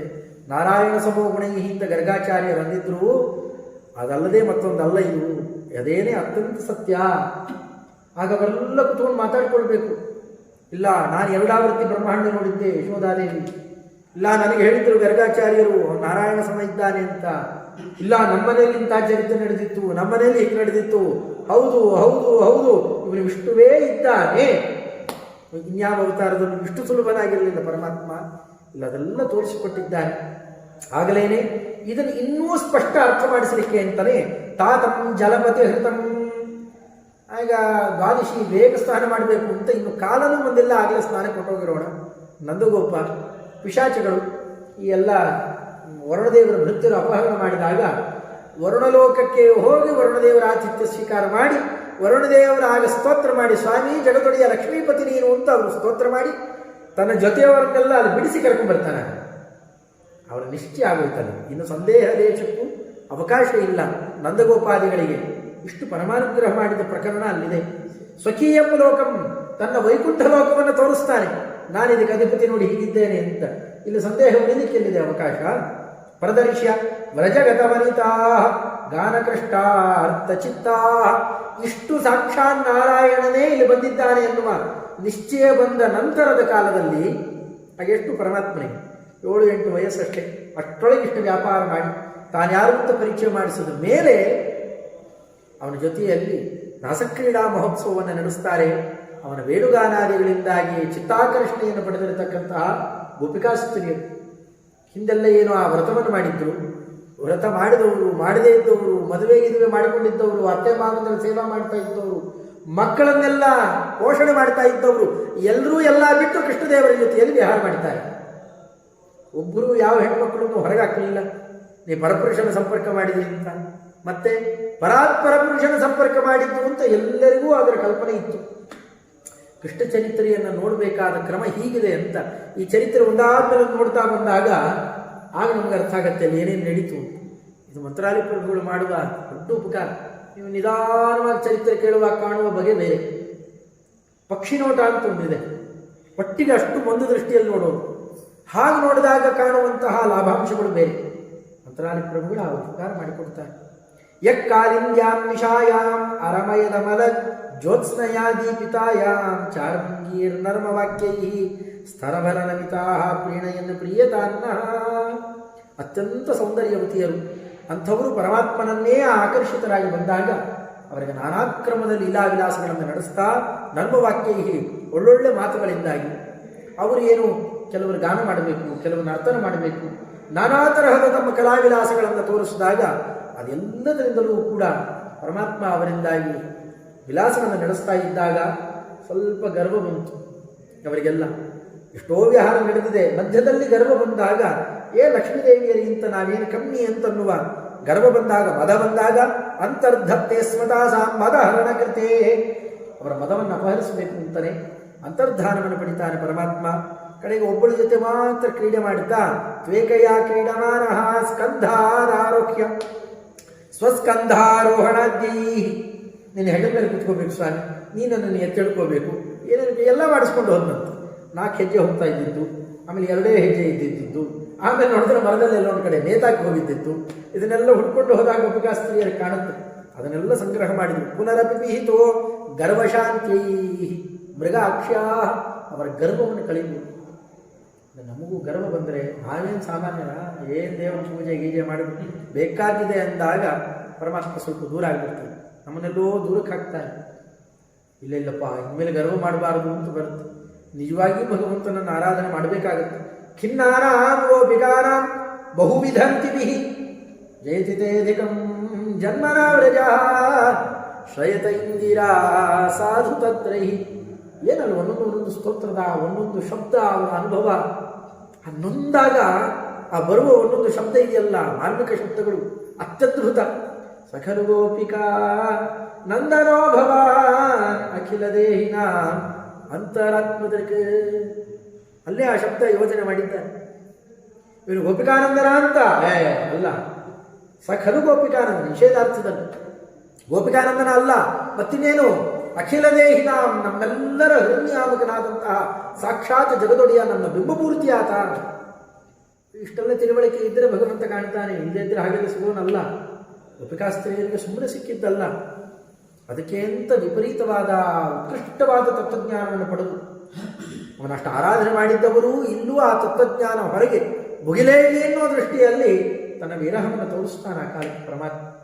ನಾನಾ ಕ್ರಮದಲ್ಲಿ ಅವರು ಸ್ತೋತ್ರ ಮಾಡಿದಾಗ ಅವರಿಗೆ ಪ್ರೀತಿಮಾವನ್ನ ಆ ವಿಪ್ರಾಪ್ತ ರಾಸೋತ್ಸವೇನ ತಾಸಾಮಾವಿರವುಚ್ಛೋದಿ ಸ್ಮಯಮಾನ ಮುಖ ಅಂಬುಜ, ಅವರಿಗೆಲ್ಲ ಆವಿರ್ಭೂತನಾಗಿ ಪರಮಾತ್ಮ ಮತ್ತೆ ಉತ್ಸವ ವಿಶೇಷ. ಎಂಥ ಉತ್ಸವ! ಪ್ರಾಣನಾಥ ನಯನೋತ್ಸವಕಾರಿ. ಅಲ್ಲಿ ಭಾರತೀಯ ಮುಖ್ಯ ಪ್ರಾಣದೇವರು, ವಾಣಿ ಬ್ರಹ್ಮದೇವರು, ಹೀಗೆ ದೊಡ್ಡ ದೊಡ್ಡ ಜ್ಞಾನಿಗಳೆಲ್ಲರೂ ಕೂಡ ಬಂದು ನಿಂತು ನೋಡಿ ಪರಮೋದ್ಗಾರವನ್ನು ಹರ್ಷೋದ್ಗಾರ ಮಾಡಿದಂತಹ ಅದ್ಭುತ ಪ್ರಕರಣ ಆ ಕಾಲಕ್ಕಲ್ಲಿ ನಡೆದಿದೆ. ಅಂತಹ ಪರಮಾತ್ಮ ನಮಗೂ ಪ್ರೀತನಾಗಲಿ, ನಮಗೂ ಅದೇ ರೀತಿಯಾಗಿಯೇ ಆನಂದೋದ್ರೇಕದ ತನ್ನ ಉತ್ಸವಗಳಲ್ಲಿ ಪಾಲುಕೊಡಲಿ ಅಂತ ಈ ಕ್ರಮದಲ್ಲಿ ಮಂತ್ರಾಲಯ ಪ್ರಭುಗಳು ಕೇಳ್ತಾ ಹತ್ವಾಯ ಶಂಕಚೂಡಂ ಮಣಿಮತ ಸಮದಾತ್ ಅಗ್ರಜಾಯಾರ್ಥ ಗೋಪಿ ಗೀತಾನೇಕ ಸ್ವಲೀಲ ಹೃತ ವೃಷಭಮಃ ಪೂರ್ವದೇವೋ ಮರೇಡ್ಯ. ಅಲ್ಲೇ ಬಂದಿದ್ದಂತಹ ಶಾಪಗ್ರಸ್ತನಾದ ಶಂಖಚೂಡಾಸುರ ಅವನನ್ನು ಕೊಂದು ಗೋಪಿಕಾಸ್ತ್ರೀಯರನ್ನು ಅಪಹರಣ ಮಾಡಿಬಿಡುತ್ತಿದ್ದ. ಅವನನ್ನು ಕೊಂದು ಅವನ ತಲೆಯಲ್ಲಿದ್ದಂತಹ ಶಂಖಮಣಿಯನ್ನು ಅಪಹರಿಸಿ ತನ್ನ ಅಣ್ಣನಿಗೆ ಕೊಡ್ತಾನೆ ಆ ಕಾಲಕ್ಕೆ. ಅದರಂತೆಯೇ ಸ್ವಲೀಲ ಕೃತ ವೃಷಭ ಮಹಾಪೂರ್ವದೇವ, ವೃಷಭಾಕೃತಿಯಲ್ಲಿ ಎತ್ತಿನಾಕೃತಿಯಲ್ಲಿ ಬಂದಿದ್ದ ಅರಿಷ್ಟಾಸುರನನ್ನು ಸಂಹಾರ ಮಾಡಿದ ಪ್ರಕರಣ. ಕೇಶಿ ಪ್ರಾಣ ಅಪಹಾರಿ ಸುರಮುನಿವತ್ ವದರ ಪ್ರಾರ್ಥಿತಾಶೇಷಕೃತ್ಯ ಹತ್ವಾ ಪುತ್ರಮಯಸ್ಯ ಸ್ವಜನಮಭಿಹಿತಂ ಮೋಚಯನ್ ಮೋಕ್ಷದಸ್ಯ. ಅದರಂತೆ ಕುದುರೆ ರೂಪದಲ್ಲಿ ಬಂದಿದ್ದಂತಹ ಕೇಶಿಯ ಪ್ರಾಣವನ್ನು ಅಪಹರಣ ಮಾಡಿದವನು ಸ್ವಾಮಿ. ಸುರಮುನಿ ವದನ, ಅವರು ಸುರರೂ ಹೌದು ಮುನಿಗಳು ಹೌದು, ಸುರಮುನಿಗಳು ನಾರದರು. ಅಂಥವರ ಮಾತಿನಿಂದಲೇ ಪ್ರಾರ್ಥಿತಾಶೇಷಕೃತ್ಯ. ಇದು ಹೆಚ್ಚು ಭಾಗವತದಲ್ಲಿ ಗೊತ್ತಾಗೋಲ್ಲ, ಬೇರೆ ಬೇರೆ ಕಡೆಯಲ್ಲಿರೋದನ್ನೆಲ್ಲ ತಂದು ಯೋಜನೆ ಮಾಡ್ತಾರೆ. ಅದನ್ನೆಲ್ಲ ಒಂದು ನಾರದರೇ ಮೊದಲೆಲ್ಲ ಚರಿತ್ರೆಯನ್ನು ಹೇಳಿ ಸ್ವಾಮಿ ಇಂತಿಂತಹದ್ದು ಆಯಿತು, ಇನ್ನಿಷ್ಟು ಬಹುಭಾರ ಹರಣ ಕ್ರಿಯೆ ಇದೆ, ದೇವರು ಗೊತ್ತಿಲ್ಲೇನು. ಆದರೂ ಆ ಮಧ್ಯದಲ್ಲಿ ತಾವು ಪ್ರಾರ್ಥನೆ ಮಾಡಿದ್ದೀವಿ, ಅದಕ್ಕೆ ನಡೆಸಿದಾಗ ಒಂದಷ್ಟು ಪುಣ್ಯ ಬಾಚಿಕೊಂಡು ಹೋಗುದು. ಅಂದರೆ ದೇವರಿಗೆಲ್ಲ ಗೊತ್ತೇ ಇದೆ, ಆದರೂ ಇಂತಹ ಕೆಲಸ ನಮ್ಮಿಂದ ಮಾಡಿಸು, ಇಂತಹ ಉತ್ಕೃಷ್ಟ ಕೆಲಸ ಮಾಡಿಸು, ಇಂತಹ ಸಜ್ಜನರನ್ನು ರಕ್ಷಣೆ ಮಾಡುವು ಅಂತ ಕೇಳೋದೇನಿದೆಯಲ್ಲ ಅದಕ್ಕೆ ಅಪಾರ ಪುಣ್ಯ ಇದೆ. ದೇವರು ಪುಣ್ಯ ಇಲ್ಲ, ಪಾಪ ಇದೆ. ಆ ಪುಣ್ಯವನ್ನೆಲ್ಲ ನಮ್ಮ ತಲೆ ಮೇಲೆ ಹಾಕ್ತಾನೆ, ಅದು ಬರಲಿ ಅನ್ನುವ ಉಪಾಯ. ಅದಕ್ಕೆ ನಾರದರು ಮಾಡಿದ ಕ್ರಮ ಅದು. ಹೀಗೆ ಅವರಿಂದ ಕೇಳಿಸಿಕೊಂಡು ಹತ್ವಾ ಪುತ್ರ ಮಯಸ್ಯ, ತಮ್ಮ ನಿಲಾಯನ ಕ್ರೀಡಾ ಅಂತ ಇವರು ಆಡುವಾಗ ಗೋಪಬಾಲಕರನ್ನೆಲ್ಲ ಹುಲಿ ಕುರಿ ಅಂತ ಆಟಾಡ್ತಾ ಇರಬೇಕು, ತಗೊಂಡು ಹೋಗಿ ಗುಹೆಯಲ್ಲಿ ಮುಚ್ಚಿಟ್ಬಿಡ್ತಿದ್ದ. ಮಯಾಸುರನ ಮಗ ವ್ಯೋಮಾಸುರ ಅಂತ ಕರೀತಾರೆ ಅವನನ್ನು ಆ ಕಾಲಕ್ಕೆ ಸಂಹಾರ ಮಾಡಿದಂತಹ ಪ್ರಕರಣ ಏನು ನಡೆದಿದೆಯಲ್ಲ, ತನ್ನವರನ್ನು ಗುಹೆಯಲ್ಲಿ ಮುಚ್ಚಿಟ್ಟಿದ್ದವರನ್ನು ಬಿಡಿಸಿ ಹೊರಗಡೆಗೆ ಅನುಗ್ರಹ ಮಾಡಿದ. ನಮ್ಮನ್ನು ಹಾಗೆ ಈ ಲಿಂಗ ಶರೀರ ಅನ್ನೋ ಗುಹೆಯಲ್ಲಿ ಬಂದು ಬಂಧಿತರಾಗಿಬಿಟ್ಟಿದ್ದೇವೆ. ಅಜ್ಞಾನಾನಿತಾಜ್ಞಾನಗಳಿಂದಾಗಿ ಅಲ್ಲಿ ಮಯಾಸುರ ವ್ಯೋಮಾಸುರ ಇದ್ದಾಗೆ ಅಜ್ಞಾನಾನಿತಾಜ್ಞಾನ ತಡೆದು ಕೂತಿದ್ದಾರೆ. ಅದನ್ನೆಲ್ಲ ದೂರ ಮಾಡಿ ನಮ್ಮನ್ನು ರಕ್ಷಣೆ ಮಾಡು ಸ್ವಾಮಿ. ಮೋಕ್ಷದಸ್ಯ, ನಮಗೂ ಬಿಡುಗಡೆಯನ್ನು ಕೊಡಲಿ. ಅಕ್ರೂರಾಕಾರಿತೋ ಯಾನ್ ವರಜ ಯುವತಿ ಜನಾನ್ ಸಾಂತ್ವಯಿತ್ವಾಭಿತಪ್ತಾನ್ ಸ್ವರೂಪಂ ಮಜ್ಜತೆ ಸ್ಮೈ ವಿಲಸಿತ ಮಹಿಗಂ ದರ್ಶಯಂತೇನ ವಂದ್ಯ. ಅಕ್ರೂರರು ಒಂದು ಪರಿಪರಿಯಾಗಿ ಭಗವಂತನ ಲೀಲೆ ಅರ್ಥ ಮಾಡಿಕೊಂಡಿದ್ದವರು ಕಿಶೋರ ನಾಮಕ ಗಂಧರ್ವ ಮೂಲದಲ್ಲಿ ಬಂದು ಪ್ರಾರ್ಥನೆ ಮಾಡಿದಾಗ ಅಲ್ಲಿದ್ದಂತಹ ವ್ರಜ ಯುವತಿ ಜನರು ಅವರೆಲ್ಲರೂ ಕೂಡ ಸ್ತ್ರೀಯರು ಎಟ್ಟು ಹಾಕೊಂಡ್ಬಿಟ್ಟಿದ್ರು ಅವನನ್ನು. ಪ್ರತಿಯೊಬ್ಬರೂ ಬೇಡ್ತಾ ಇದ್ದಾಗ, ಇಲ್ಲ ನಾನು ಮುಂದೆ ಬರ್ತೇನೆ, ನಿಮ್ಮನ್ನು ಹೊರಗಡೆಯಲ್ಲಿ ನೋಡೋ ರೂಪ ಎಲ್ಲನೂ ಅಶಾಶ್ವತನೇ, ನಾನು ಪ್ರಕಟಣೆ ಮಾಡುವುದು ಅಶಾಶ್ವತನೇ, ಒಳಗಡೆಯಲ್ಲಿ ಅದೇ ರೂಪ ನಿಮಗೆ ಅಂತ ಒಂದು ಇಟ್ಟಿದ್ದೇನೆ, ಅದು ಯಾವತ್ತೂ ತೆಗೆಯೋಲ್ಲ. ಅಂತರ್ಧ್ರುವಾಯ, ಅದನ್ನು ನೋಡ್ಕೊಳ್ಳೋದು ಅಭ್ಯಾಸ ಮಾಡಿ, ಅದಕ್ಕೆ ರುಚಿ ತೋರಿಸಿದ್ದೇನೆ ಅಂತ ಸಾಂತ್ವನವನ್ನು ಮಾಡಿದ ಕ್ರಮ. ಅದರಂತೆ ಸ್ವರೂಪಂ ಮಜ್ಜತೆ ಸ್ಮೈ, ಮಧ್ಯಾಹ್ನ ಆಗಿದೆ ಸ್ವಾಮಿ, ಮಾಧ್ಯಾಹ್ನಕ್ಕೆ ಮಾಡಿ ಬರ್ತೇನೆ ಅಂತ ಭಗವಂತ ಪಕ್ಕ ಕೂತಿದ್ದಾನೆ. ಭಗವಂತ ಅಂತ ಪರಿಚಯ ಇದೆ, ಆದರೂ ಅಲ್ಲೊಂದು ಮಾಧ್ಯಾಹ್ನಕ್ಕೆ ಮಾಡಿದ್ದೇನೆ ಅಂತ ಏನು ಆದರ ತೋರಿಸುತ್ತಲ್ಲ ಭಗವಂತನ ಆಜ್ಞೆಯಲ್ಲಿ. ಅಂದರೆ ಪ್ರತಿನಿತ್ಯ ನಾವು ಮಾಡುವ ಆನ್ನಿಕ ಎಷ್ಟು ಭಗವಂತ ಪ್ರೀತನಾಗ್ತಾನೆ. ಅದರಿಂದ ಅದೊಂದನ್ನು ಬಿಟ್ಟು ನಾವಿನ್ನು ಬೇಕಾದ್ದೆಲ್ಲ ಮಾಡಿದ ಪ್ರಯೋಜನ ಏನು? ಅದರಿಂದ ಅದರಲ್ಲಿ ಅತ್ಯಂತ ಆದರ ತೋರಿಸಬೇಕಾಗಿದೆ. ಮಾಧ್ಯಾಹ್ನಿಕ ಮಾಡಲಿಕ್ಕೆ ಹೋದಾಗ ಅಲ್ಲೇ ನಾಗಗತವಾದಂತಹ ತಮ್ಮ ಅನಂತಶಯನ ರೂಪವನ್ನು, ಲಕ್ಷ್ಮೀ ಸಮೇತ ರೂಪವನ್ನು ತೋರಿಸಿ ಅವರಿಗೆ ಪರಮಾನುಗ್ರಹವನ್ನು ಮಾಡಿದ್ದು. ಯೋಗತ್ವಾಗಂ ಸದಾನೀ ಹೃತ ರಜಕಶಿರಾ ಚಾರುವೇಶ ಸುಧಾಮ್ನಃ ಪ್ರೀತಿಂ ಕುರ್ವನ್ ತ್ರಿವಕ್ರಾಂ ವ್ಯತನುತರುಚಿರಾಂ ಪೌರಮಹ್ಯೋ ವತಾತ್ಸಹ. ಕಂಸಧಾರಿ, ಕಂಸನ ನಗರಿಯನ್ನು ಪ್ರವೇಶ ಮಾಡಿದ್ದ. ಅಲ್ಲೇ ರಜಕ ವಸ್ತ್ರ ಕೊಡಪ್ಪ ಅಂದರೆ ತಲೆಯೆಲ್ಲ ಮಾತಾಡಿದ, ಕಪಾಳ ಕೊಡದಾಗ ತಲೆ ಹೇಳ್ಕೊಂಡು ಹೋಯಿತು. ಬುಡ ಮಾತ್ರ ಅಲ್ಲೇ ಉಳ್ಕೊಳ್ಳುತ್ತೆ ಆನೆ ಮೇಲೆ. ಬಟ್ಟೆಗಳನ್ನು ತಾನು ಹಾಕ್ಕೊಂಡು ದಾರಿಯೆಲ್ಲ ಹಾಸಿ ಪರಮಾತ್ಮ ಒಳ್ಳೆ ಸುಧಾಮ ಅಂತ ಮಲಾಕಾರ ವೈಕುಂಠ ಲೋಕದಲ್ಲಿ ಅಮೃತ ಪ್ರಪಂಚದಲ್ಲಿ ಇವನ ಸೇವಕ ಆತ. ಅಂಥವನಿಂದಾಗಿ ಅದರಂತೆಯೇ ನಾಪಿತ ಒಬ್ಬ ಅಕ್ಷೌರ ಇವರ ಮಾಡಿ ಅಲಂಕರಣ ಎಲ್ಲ ಮಾಡಿಸ್ಕೊಂಡ ಪರಮಾತ್ಮ ಅವನಿಗೆ ಬೇಕಾಷ್ಟು ಅನುಗ್ರಹ ಮಾಡುತ್ತಾ ತಿರುವಕ್ಕರೆ 3 ಕಡೆ ಬಗ್ಗಿತ್ತಂತೆ. ಕುತ್ತಿಗೆ ಅವನ ಕಡೆ ಸೊಟ್ಟಾಗಿದೆ, ಬೆನ್ನು ಒಂದು ಕಡೆ ಸೊಟ್ಟಾಗಿದೆ, ಸೊಂಟ ಅವನ ಕಡೆ ತಿರುಗಿತು. ಎಷ್ಟು ಬಗ್ಗಿತ್ತಂತೆ ಪಾಪ ಚಿಕ್ಕ ಹುಡುಗಿ, ಎಷ್ಟು ಬಗ್ಗಿತ್ತಂತೆ ಅವಳಿಗೆ. ಕೃಷ್ಣದೇವರು ಎದುರಿಗೆ ಹೋಗಿ ನಿಂತುಕೊಂಡ್ರೆ ಪಾದ ಮಂಡಿ ಮೇಲೆ ಏನು ಕಾಣಲು. ಅವನ ಆ ಕೋಮಲ ಪಾದವನ್ನು ಕಾಣುತ್ತಾ ಕೈ ಹಿಡಿದು ಎಳೆದು ಕೂರಿಸಿಕೊಂಡು ಅವನಿಗೆ ಪ್ರೀತಿಯಿಂದ ರತ್ನದ ಕರಂಡಿಕೆ 4 ಬೇರೆ ಬೇರೆ ಕರಂಡಿಕೆ ಇತ್ತಂತೆ. ಒಂದರಲ್ಲಿ ಚಂದನ, ಒಂದರಲ್ಲಿ ಶ್ರೀಗಂಧ, ಅದನ್ನೆಲ್ಲ ತೆಗೆದು ಮೈಗೆಲ್ಲ ಲೇಪನ ಮಾಡಿದ್ದಾಳೆ. ಮಾಡಿದಾಗ ಹೆಸರಷ್ಟೇ ತಿರುವಕ್ರ ಅಂತ ಉಳ್ಕೋಬೇಕಷ್ಟೇ ಅವಳಿಗೆ. ಅದನ್ನೆಲ್ಲ ತೆಗೆದು ವ್ಯತನುತ ರುಚಿರ ದೇವತಾ ಸ್ತ್ರೀಯರು ಮಾತ್ಸರ್ಯ ಪಡಬೇಕು ಅಂಥ ಸೌಂದರ್ಯವನ್ನ ಸೌಂದರ್ಯ ಕೊಟ್ಟಿದ್ದಕ್ಕಿಂತ ಹೆಚ್ಚು ಗಂಗಾಜನಕ ಪಾದಾರವಿಂದ ಯಾವ ಹೆಬ್ಬೆಟ್ಟಿನಿಂದ ಗಂಗೆಯನ್ನು ಪಡೆದಿದ್ನೋ ಆ ಹೆಬ್ಬೆಟ್ಟನ್ನು ಅವಳ ಹೆಬ್ಬೆಟ್ಟು ಮೇಲೆ ಇಟ್ಟು ಕೈಯಿಂದ ಚುಬುಕ ಎತ್ತಿ ಅವಳಿಂದ ನೆಟ್ಟಗೆ ಮಾಡಿಬಿಟ್ಟು ಕಡೆಗಂತೂ ಅವಳಿಗೆ ಅತ್ಯದ್ಭುತವಾದ ಸೌಖ್ಯವನ್ನು ಕೊಡ್ತಾ ವಿಶೋಕಾಂತ ಅನ್ನುವ ಮಗನನ್ನು ಕೊಡ್ತಾನೆ ಪರಮಾತ್ಮ. ಭೀಮಸೇನ ದೇವರ ರಥದ ಸಾರಥಿಯಾಗಿ ಹೋಗ್ತಾನೆ. ಅತ್ಯದ್ಭುತವಾದಂತಹ ಪಂಚರಾತ್ರಾಧ್ಯಾಗಮಗಳನ್ನು ನಾರದರಿಂದ ಉಪದೇಶ ಪಡಿತಾನೆ ಆ ಮಹಾನುಭಾವ. ಅಂಥ ಪುತ್ರನನ್ನು ಕೊಡ್ತಾನೆ ಕುಂಚಿಗೆ. ಇಷ್ಟು ಅನುಗ್ರಹ ವಿಶೇಷವನ್ನು ಮಾಡಿರತಕ್ಕಂತಹ ಸ್ವಾಮಿ ಪೌರಮಖ್ಯ ಎಲ್ಲ ಪಟ್ಟಣಗಳಿಂದ ಆರಾಧ್ಯನಾದವರು. ನಾವು ಪ್ರತಿನಿತ್ಯ ಅವನ ಆರಾಧನೆ ಮಾಡುವಂತಾಗಲಿ, ನಮ್ಮಿಂದಲೂ ಪೂಜ್ಯನಾಗಲಿ ಭಗವಂತ.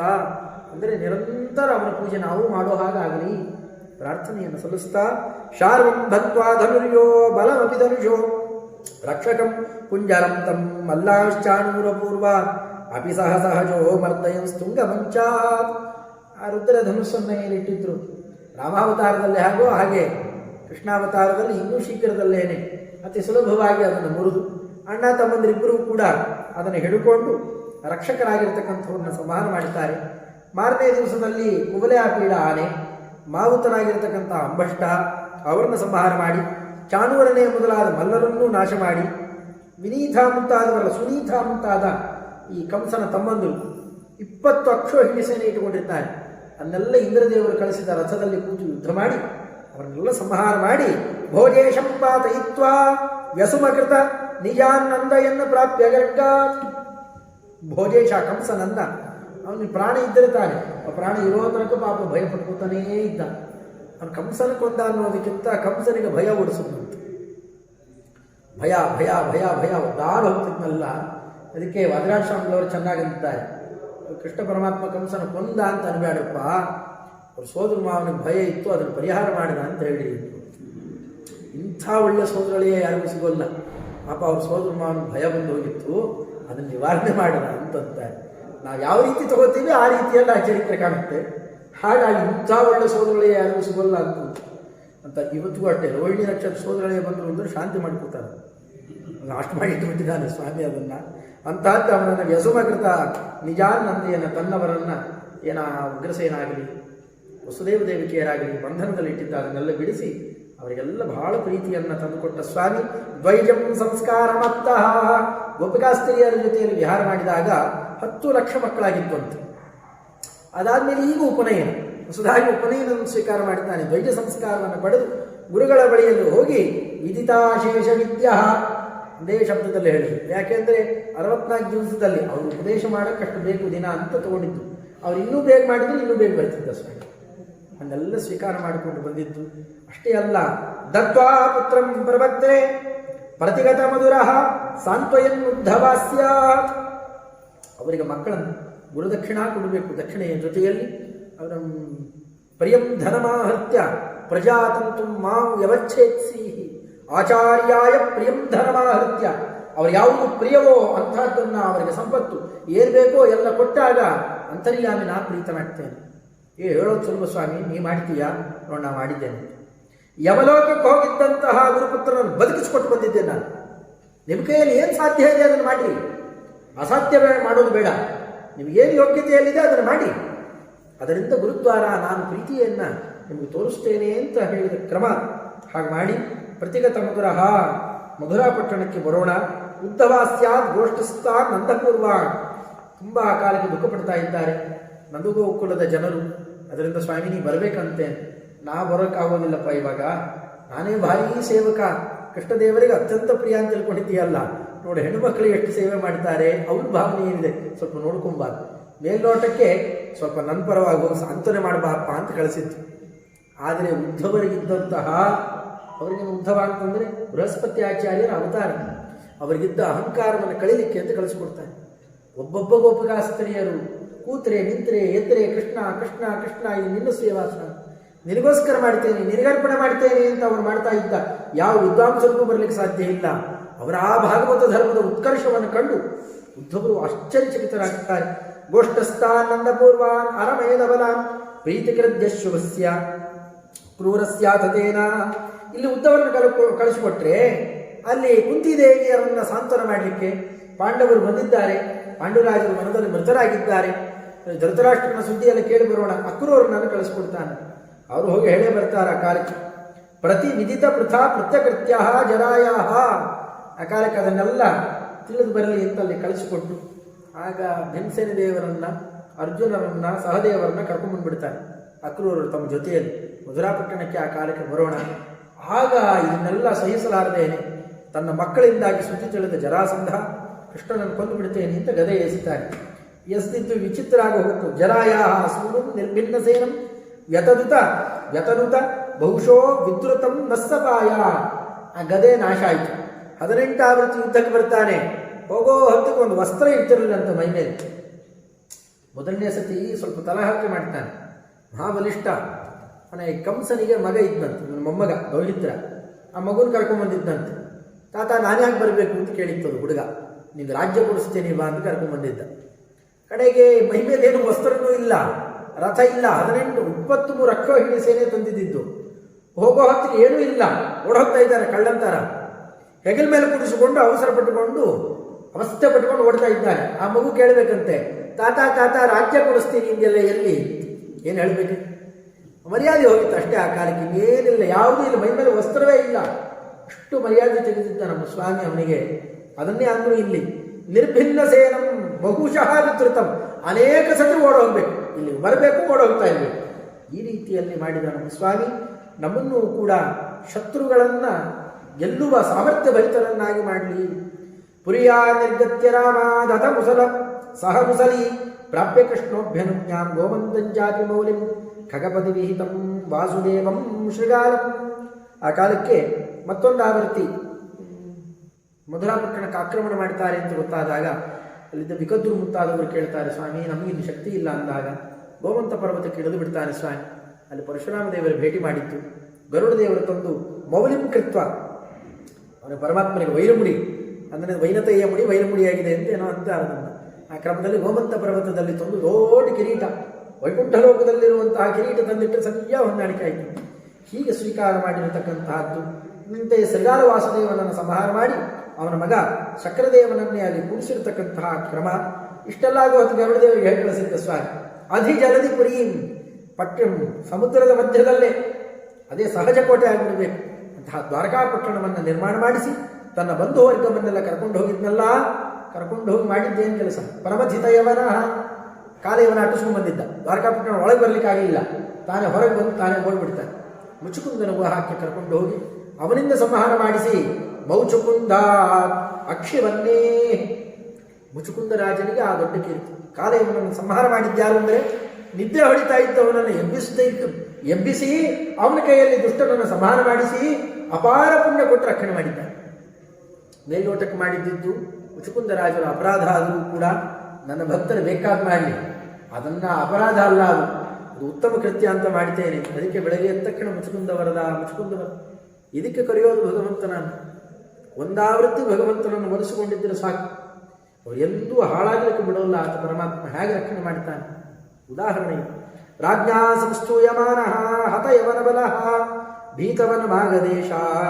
ಆ ಮುಚುಕುಂದ ರಾಜರಿಂದಾಗಿ ಅಪಾರ ಸ್ತುತ್ಯನಾಗಿರ್ತಕ್ಕಂಥವನು ಯವನ ಬಲವನ್ನೆಲ್ಲ ನಾಶ ಮಾಡಿ ಮತ್ತೆ ಹೆದರಿರ್ತಕ್ಕಂತಹ ಮಾಗದೇಶ ಅಂದರೆ ಜರಾಸಂಧನಿಗೆ ಹೆದರಿದವನಂತೆ ಮಾಡಿ ಮತ್ತೆ ಗೋಮಂತ ಪರ್ವತಕ್ಕೆ ಬರೋಣ.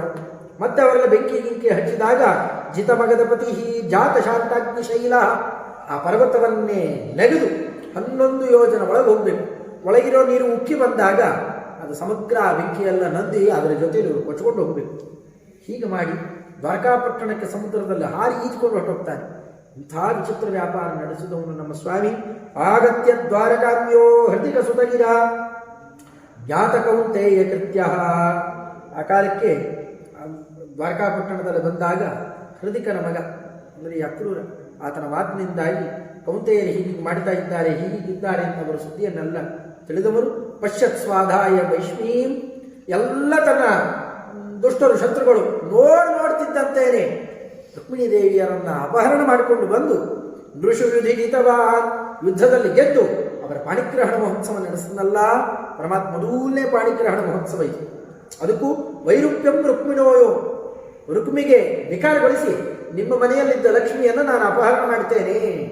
ಮನೆಗೆ ಲಕ್ಷ್ಮಿ ಬಂದರೆ ವೈಭವ, ಲಕ್ಷ್ಮಿ ಹೋದರೆ ಏನಂತಾರೆ ತಲೆ ಬೋಳಿಸ್ತು, ಅದಕ್ಕೆ ತಲೆ ಬೋಳಿಸ್ತು ಅಕರಾಳು ವಿಕರಾಳು ಮಾಡಿ ಆತನನ್ನ ಮಣಿಸಹಿತ ಜಾಂಬವದ್ದೇಹ ಜಾತ.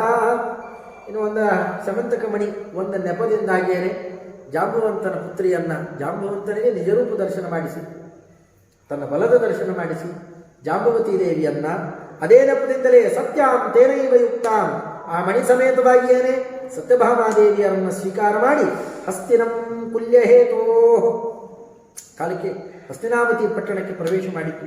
ಯಾತೋ ವ್ಯಸ್ಯಾತ್ರ ಸತ್ಯ ಶುಚಮತ ಸಮಗ ದ್ವಾರಕಾಂ ಸತ್ಯೇತೋ ದ್ರಷ್ಟುಂ ಪಾರ್ಥಾಂ ಸಕೃಷ್ಣಾನ್ ದೃಪದ ಪುರಮಗಾತ್ ವಿದ್ಧರಕ್ಷ್ಯಾನ್ ಸಪಾಯಾತ್. ಅಷ್ಟೊಳಗೆ ಪರಮಾತ್ಮನನ್ನ ಎಲ್ಲಿ ಕಳಿಸಿದ್ರು, ಅವರನ್ನ ಹಸನಾಪಟ್ಟಣಕ್ಕೆ ಹೋಗಿದ್ದಂತೆ. ಯಾಕೆ ಹೋಗ್ತಾ ಇದ್ದಿ ಸ್ವಾಮಿ ಅಂತ ಎಲ್ಲ ಕೇಳಬೇಕು ದ್ವಾರಕಾಪಟ್ಟಣದ. ಇಲ್ಲಪ್ಪ ನಮ್ಮ ಪಾಂಡವರೆಲ್ಲ ಹೋಗ್ಬಿಟ್ಟಿದ್ದಾರೆ, ಅವ್ರು ಧರ್ಮೋದಕ ಕೊಡ್ತೇನೆ ಅಂತ. ಅವರಿಗೆಲ್ಲ ಫೇಕ್ ಧರ್ಮೋದಕ, ತಾನೇ ಹೋಗಿ ಕೊಟ್ಟು ಮಾಡಿ ಎಲ್ಲ ಮಾಡ್ಕೊಂಡು ಬರ್ತಾನೆ. ಅದನ್ನೆಲ್ಲ ಹೋಗಿ ಮಾತಾಡಿಸ್ಕೊಂಡು ಸಾಂತ್ವನ ಮಾಡಿದ ಹಾಗೆಲ್ಲ ಮಾಡಿ ಇಷ್ಟೆಲ್ಲ ಮಾಡ್ಕೊಂಡು ಬರ್ತಾನೆ. ಕೃಷ್ಣ ಪ್ರಾಪ್ಯಾತ್ರ ಸತ್ರಾಜಿತ ವೀತ ವದ ಕೃತ್ಯ ಶ್ವಪಲ್ಕಸ್ಯ ಸೂನೌ ರತ್ನಂ ಸದೃಶ್ಯ ರಾಮಂ ವ್ಯಧಿತಗತ ಋಷಂ ದೃಷ್ಟ ಕಾಮ ಪ್ರತಸ್ತೆ. ಇಷ್ಟೆಲ್ಲ ಮಾಡಿದವನಾದರೂ ಮತ್ತೆ ಕರ್ಕೊಂಡು ಹೋಗ್ತಾನೆ. ಕೃಷ್ಣ ಸ್ವಯಂವರದಲ್ಲಿ ಕರ್ಕೊಂಡು ಹೋಗಿ ಅವರ ಲಕ್ಷ್ಯವನ್ನು, ಆ ಮತ್ಸ್ಯ ಲಕ್ಷ್ಯವನ್ನು ಭೇದನ ಮಾಡಿದಾಗ, ಮತ್ಸ್ಯವೇದ ಅದನ್ನು ಛೇದನ ಮಾಡಿದಾಗ ಸಾತ್ವಿಕಿಗೆ ಮೊದಲೇ ಹೇಳ್ತಾನೆ, ಸಾತ್ವಿಕಿ ಬಲರಾಮ ದೇವರಿಗೆ ನಾವು ಭೇದನ ಮಾಡ್ತೀವಿ ಅಂತ ಹೊರಟು ಸುಮ್ಮನೆ ಕೂಡ್ರಿ, ಚಮತ್ಕಾರ ನಡೆಯೋದೇ, ನೀವಿಬ್ಬರು ಸುಮ್ಮನೆ ಕೂಡ್ರಿ ಅಂತ. ಯಾಕೆ ಸ್ವಾಮಿ ಏನಂತ ಈ ಕೃಷ್ಣ ಅಂತ ಕೇಳಿದ್ರು ಬಲರಾಮ ದೇವರು. ಅಲ್ಲಿ ಬಂದು ಕೂತಿದ್ದಾರಲ್ಲ ಅವರ ಐಚ್ಛೆ ಯಾರು ಗೊತ್ತಾಗುತ್ತೆ ನಿಮಗೆ? ಗೊತ್ತಾಗಿಲ್ಲ. ನೋಡು ಕ್ರಮೇಣ ನೋಡು, ಇವನು ಯಾರು ನೋಡು, ಅವನು ಯಾರು 10 ಸತಿ ಹೇಳ್ತಾನೆ ಕೆಟ್ಟು ಗೊತ್ತಾಗೋಲ್ಲ ಬಲರಾಮ ದೇವರಿಗೆ. ಆ ಮತ್ಸ್ಯ ಹತ್ರ ಭೇದನ ಮಾಡಿ ಬರ್ತಿರಲಿಕ್ಕೆ ಈಗ ಅರ್ಥ ಆಯ್ತು ಯಾರು ಅಂತ ಕೇಳ್ತಾರೆ. ಓ ಅರ್ಥ ಆಯ್ತು, ಬಲರಾಮ ದೇವರು ಅಷ್ಟರಲ್ಲೇ ಮುಸು ನಗುತ್ತಾರೆ. ಸಾತ್ವಿಕಿಗೆ ತಡಿಲಿಕ್ಕಾಗಲ್ಲ, ಗುರುಗಳು ಬೇರೆ, ಬಿಚ್ಚುಕತ್ತಿ ಎತ್ತು ಕುಣಿಲಿಕ್ಕೆ ಶುರು ಮಾಡಿಬಿಡ್ತಾರೆ. ಇಷ್ಟು ಅವರಿಗೆಲ್ಲ ಆನಂದ ಕೊಟ್ಟು ಅವನು ಪರಮಾತ್ಮ ಅಂದ್ರೆ ಗೊತ್ತಿದ್ದೇ ಇದ್ರೆ ಇಷ್ಟು ಮಾಡ್ತಾ ಇದ್ದೇನೆ. ಭಗವಂತನಿಗೆ ಪಾಂಡವರಿದ್ದಿದ್ದು ಗೊತ್ತಿತ್ತು, ಅವನು ಸರ್ವಜ್ಞ ಇದ್ದಾನೆ. ಆ ಚರಿತ್ರೆಯಲ್ಲೂ ಅಜ್ಞಾನದ ಚಿತ್ರಣ ಇಲ್ಲ, ಅದನ್ನು ತೋರಿಸಿಕೊಡಲಿಕ್ಕೆ ಮಾತನಾಡಿ ಅಲ್ಲಿಂದಾಗಿ ಸತ್ಯಭಾಮಾದೇವಿಯರ ಜೊತೆಯಲ್ಲಿ ಅವರ ತಂದೆಯನ್ನ ಕೊಂದಾಕಿಬಿಡ್ತಾರೆ. ಇಬ್ಬರು ಈ ಸಫಲಕನ ಮಗನ ಅಕ್ರೂರ ಮತ್ತೆ ಸುಧನ್ವ ಇಬ್ಬರು ಕೊಂದಾಗ ಆತನನ್ನು ಸಂಹಾರ ಮಾಡಿ ಕಡೆಗೆ ರತ್ನ ಅಕ್ರೂರನಲ್ಲೇ ಇದೆ ಅಂತ ಅಣ್ಣನಿಗೆ ಒಂದು ಹೇಳೋಣ. ತುಂಬ ಕೋಪ ಬಂದ್ಬಿಟ್ಟಿತ್ತಂತೆ. ಗತ ಋಷಂ ದೃಷ್ಟು ಕಾಮ ಪ್ರತಸ್ತೆ, ಕೋಪ ಮಾಡಿಕೊಂಡು ಮಿಥಿಲಾಪಟ್ಟಣಕ್ಕೆ ಹೋಗಿರ್ತಾರೆ. ದುರ್ಯೋಧನ ಅಧ್ಯಯನ ಮಾಡಲಿಕ್ಕೆ ಬರೋದು ಅದೇ ಸಂದರ್ಭದಲ್ಲಿ. ದೇವರ ಮೇಲೆ ಕೋಪ ಮಾಡಿಕೊಂಡು ಹೋದರೆ ದುರ್ಯೋಧನ ಹತ್ತಿರ ಆಗ್ತಾರೆ. ವಿಷ್ಣುವೈಷ್ಣವನ ಮೇಲೆ ದ್ರೋಹ ಮಾಡಿದರೆ ಏನಾಗುತ್ತೆ ಅಂತ ತೋರಿಸಿದ ಪ್ರಕರಣ. ಕಡೆಗೆ ಸಿಟ್ಟೆಲ್ಲ ಇಳಿದಿದೆ ಅಂತ ಆದಮೇಲೆ ಪರಮಾತ್ಮ ಅಲ್ಲಿ ಭೇಟಿ ಮಾಡಲಿಕ್ಕೆ ಹೋಗಿತ್ತು. ಇಂದ್ರಪ್ರಸ್ಥಸ್ಥಪಾರ್ಥಾನ್ ಅತ ಸಹ ವಿಜಯ. ಅಷ್ಟೊಳಗಾಗಲೇ ಇವರಿಗೆಲ್ಲ ಕೃಷ್ಣ ಸ್ವಯಂವರ ಆಗಿತ್ತು. ಇಂದ್ರಪ್ರಸ್ಥನಗರಿಗೆ ಕರ್ಕೊಂಡ್ಬರ್ತಾನೆ ಪರಮಾತ್ಮ.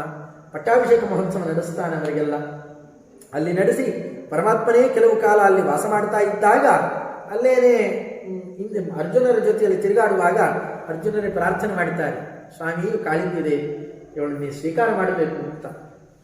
ಸ್ವರೂಪದಲ್ಲಿ ಇಂದ್ರದೇವರಿಗಿಂತ ಹೆಚ್ಚು, ಆದರೂ ಕೂಡ ಅರ್ಜುನರ ಪ್ರಾರ್ಥನೆಗೋಸ್ಕರ ಮದುವೆ ಮಾಡಿಕೊಂಡೆ ಅಂತ ಅವರ ಕೀರ್ತಿ ಕೊಡಲಿಕ್ಕೋಸ್ಕರವಾಗಿ ಕಾಳಿಂದಿ ವಿವಾಹ ಮಹೋತ್ಸವವನ್ನು ನಡೆಸ್ಕೊಳ್ತಾನೆ.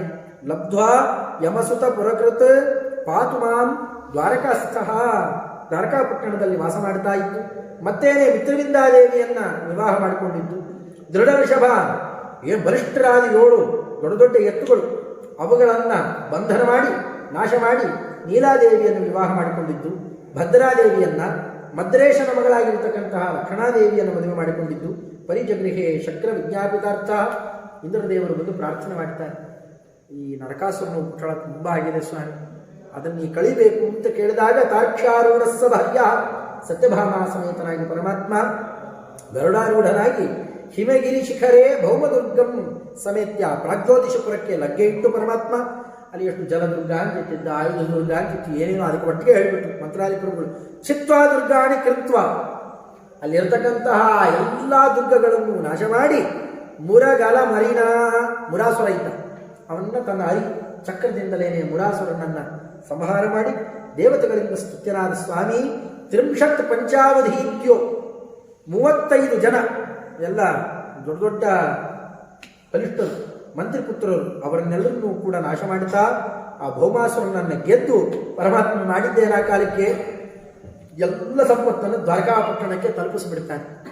ತಲುಪಿಸಿದ್ದಷ್ಟೇ ಅಲ್ಲ, ಇಲ್ಲಿದ್ದದ್ದನ್ನು ಕೊಳ್ಳೆ ಹೊಡೆದಿದ್ದಷ್ಟೇ ಅಲ್ಲ. ಕೊಳ್ಳೆ ಹೊಡೆಯೋದು ಅಂದ್ರೇನು, ಇಂದ್ರದೇವರ ಲೋಕಕ್ಕೆ ಹೋಗಿ ಅದಿತಿ ದೇವಿ ಕರ್ಣಕುಂಡಲ ಕೊಡ್ಲಿಕ್ಕೆ ಹೋಗಿ ಅಲ್ಲಿದ್ದದನ್ನು ಕೊಳ್ಳೆ ಹೊಡೆದಿರ್ತಾನೆ. ಕೊಳ್ಳೆ ಹೊಡೆಯೋ ಚರಿತ್ರೆ ಕೇಳಬೇಕು ಅಂದ್ರೆ ಅದು ಕೃಷ್ಣದೇವರದ್ದೇ. ಅಲ್ಲಿ ಇಲ್ಲಿ ಎಲ್ಲೂ ಬಿಟ್ಟಿಲ್ಲ, ಎಲ್ಲೆಲ್ಲಂದ್ರೆ ಅಲ್ಲೆಲ್ಲ ಕೊಳ್ಳೆ ಹೊಡೆದಿದ್ದಾನೆ. ಇಂದ್ರ ಆರಾದ್ರು ಆಮೇಲೆ ಪ್ರಿಯತಮಂ ಅಗಮ ಆಹೃತ್ಯ, ಅಗ ಅಂತಂದ್ರೆ ಮರ, ಅದನ್ನು ಆಹೃತ್ಯ ದೇವಾನ ವಿಜಿತ್ಯ ದೇವತೆಗಳನ್ನೆಲ್ಲ ಅದಕ್ಕೆ ತಡೆಯಲಿಕ್ಕೆ ಬಂದವರನ್ನು ಗೆದ್ದು ನಾ ದೇವತೆಗಳಿಗೆ ಉತ್ತಮ ಇದ್ದೇನೆ, ದೇವದೇವೋತ್ತಮ ಅನ್ನೋದನ್ನು ತೋರಿಸಿ ಪ್ರಾಪ್ಯಾತ ದ್ವಾರಕಾಮ್ಯ ಸುತಮ ಅಧಿರುಚಿರಂ ರುಕ್ಮಿಣೀತಃ ಪ್ರಪೇದೆ. ಅಟ್ಟೊಳಗೆ ರುದ್ರದೇವನ ಕುರಿತು ತಪಸ್ಸು ಮಾಡ್ತೇನೆ ಅಂತ ಮಾಡಲಿಕ್ಕೆ ಹೋಗಿ ರುಕ್ಮಿಣಿ ದೇವಿಯರಿಂದಾಗಿ ಮೊದಲನೇ ಅತ್ಯಂತ ಪ್ರಿಯತಮ ಪ್ರದ್ಯುಮ್ನನ್ನ ಮಗನನ್ನಾಗಿ ಪಡೆಕೊಂಡಿದ್ದು. ಭ್ರಾತೃವ್ಯಂ ಪೌಂಡ್ರಕಾಕ್ಯಂ, ತಾನು ತಪಸ್ಸಿಗೆ ಅಂತೂ ಹೋದಾಗ ಈ ಪೌಂಡ್ರಕ ವಾಸುದೇವ ಬಂದು ಎಲ್ಲ ಉಪಟಳ ಮಾಡಿರ್ತಾನೆ. ಅವನು ಸಂಹಾರ ಮಾಡಿ ಅವನ ಮಗ ಕೃತ್ಯಾಗ್ನಿಯನ್ನು ಕಾಶಿಕುಮಾರ ಆತ ಕಳಿಸಿದಾಗ, ಕಾಶಿರಾಜನ ಮಗ ಕಳಿಸಿದಾಗ ಅದನ್ನು ಸಂಪೂರ್ಣ ಸಂಹಾರ ಮಾಡಿ ಪುನರುಧಮತನೋತ್ಕೃತ ಶೀರ್ಷಂ ತದೀಯ ಪತ್ಯೋತ್ಪನ್ನಾಂಚ ಕೃತ್ಯಾನ್ ರಥಚರಣ ರುಚ ಕಾಲಯನ್ ಕಾಮಧುಕ, ತನ್ನ ಚಕ್ರ ಪ್ರಸಾರ ಮಾಡ್ತಾನೆ ಪರಮಾತ್ಮ. ಆ ಚಕ್ರ ಎಲ್ಲ ಒಂದೊಂದು ತುಂಬಾ ದೊಡ್ಡ ಪ್ರಕರಣ, ಅದೆಲ್ಲ ಒಂದೊಂದು ಚಿಕ್ಕ ಮಾತ್ರ ಸಂಗ್ರಹ ಮಾಡಿದ್ದಾನೆ. ಆ ಚಕ್ರದ ಜೊತೆಯಲ್ಲೇ ಆ ಕೃತ್ಯಾಗ್ನಿ ಹೋಗಿ ಮತ್ತೆ ಕಾಶಿಪಟ್ಟಣಕ್ಕೆ ಬೀಳಬೇಕು. ಇದು ಎರಡನೇ ಆವೃತ್ತಿ ಮಹಾಸ್ಮಶಾನ ಅಂತಾಗುತ್ತೆ ಕಾಶಿ. ಅದು ಕೃಷ್ಣ ಪರಮಾತ್ಮ ಮಾಡಿದ್ದ ಆ ಕಾಲಕ್ಕೆ. ಕೃಷ್ಣ ಸೂರ್ಯೋಪರಾಗೇ, ಕೃಷ್ಣ ಪರಮಾತ್ಮ ಸೂರ್ಯೋಪರಾಗ ಕಾಲದಲ್ಲಿ ದೊಡ್ಡ ಆ ಕಾಲಕ್ಕೆ ಬಂದಂತಹ ಪೂರ್ಣ ಖಗ್ರಾಸ ಸೂರ್ಯಗ್ರಹಣ ಸಮಂತ ಪಂಚಕಕ್ಕೆ ಕರ್ಕೊಂಡು ಹೋಗಿ ಅಲ್ಲಿ ಎಲ್ಲರೂ ಸೇರಿರುತ್ತಾರೆ. ಎಲ್ಲರ ಮಧ್ಯದಲ್ಲಿ ನಾರದರು ಬಂದು ಆಶ್ಚರ್ಯೋಸಿ ಧನ್ಯೋಸಿ ಅಂತ ಭಗವಂತನನ್ನ ಕೊಂಡಾಡಿದಂತಹ ಪ್ರಕರಣ ವಿಶೇಷ.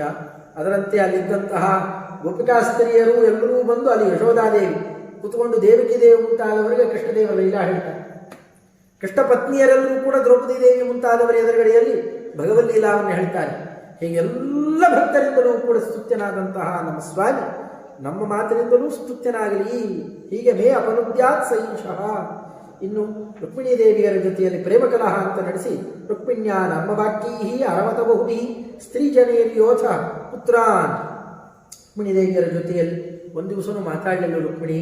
ನಿನಗೆಲ್ಲೋ ಪಾಪ ನಮ್ಮ ಮನೆಯಲ್ಲಿ ಬೇಸರ ಇರಬೇಕು ನಿನಗೆ, ಏನು ನಾವು ಒಲ್ರು, ನಮ್ಗೆ ಯಾರಿಲ್ಲ ಏನಿಲ್ಲ ಏನೇನೋ ಹೇಳ್ತಾನೆ ಸ್ವಾಮಿ. ರುಕ್ಮಿಣಿ ದೇವಿಯರು ದಪ್ಪನೆ ಹೊತ್ಕೊಂಡು ಬಿದ್ದಂತೆ ಮಾಡಿ ಪರಮಾತ್ಮನೇ ಅವರನ್ನು ಸಾಂತ್ವನ ಮಾಡಿದಾಗ ಒಂದೊಂದಕ್ಕೂ ಉತ್ತರ ಕೊಟ್ಟಿದ್ದಾರೆ ಭಾಗವತದಲ್ಲಿ. ಅದು ನೇರ ಭಾಗವತ ನೋಡಿದ್ರೂ ಅಷ್ಟು ಸ್ವಾರಸ್ಯ ಇಲ್ಲ. ವಾದಿರಾಜ ಸ್ವಾಮಿಗಳವರು ಸರಸಭಾರತೀಯ ವಿಲಾಸದಲ್ಲಿ ಒಂದೊಂದು ವಾಕ್ಯ ತಗೊಂಡು ಅದನ್ನೆಲ್ಲ ಇಲ್ಲಷ್ಟೇ ಅಲ್ಲ ಮಲ್ಲಿಕೆಯಲ್ಲೂ ತಗೊಂಡಿದ್ದಾರೆ.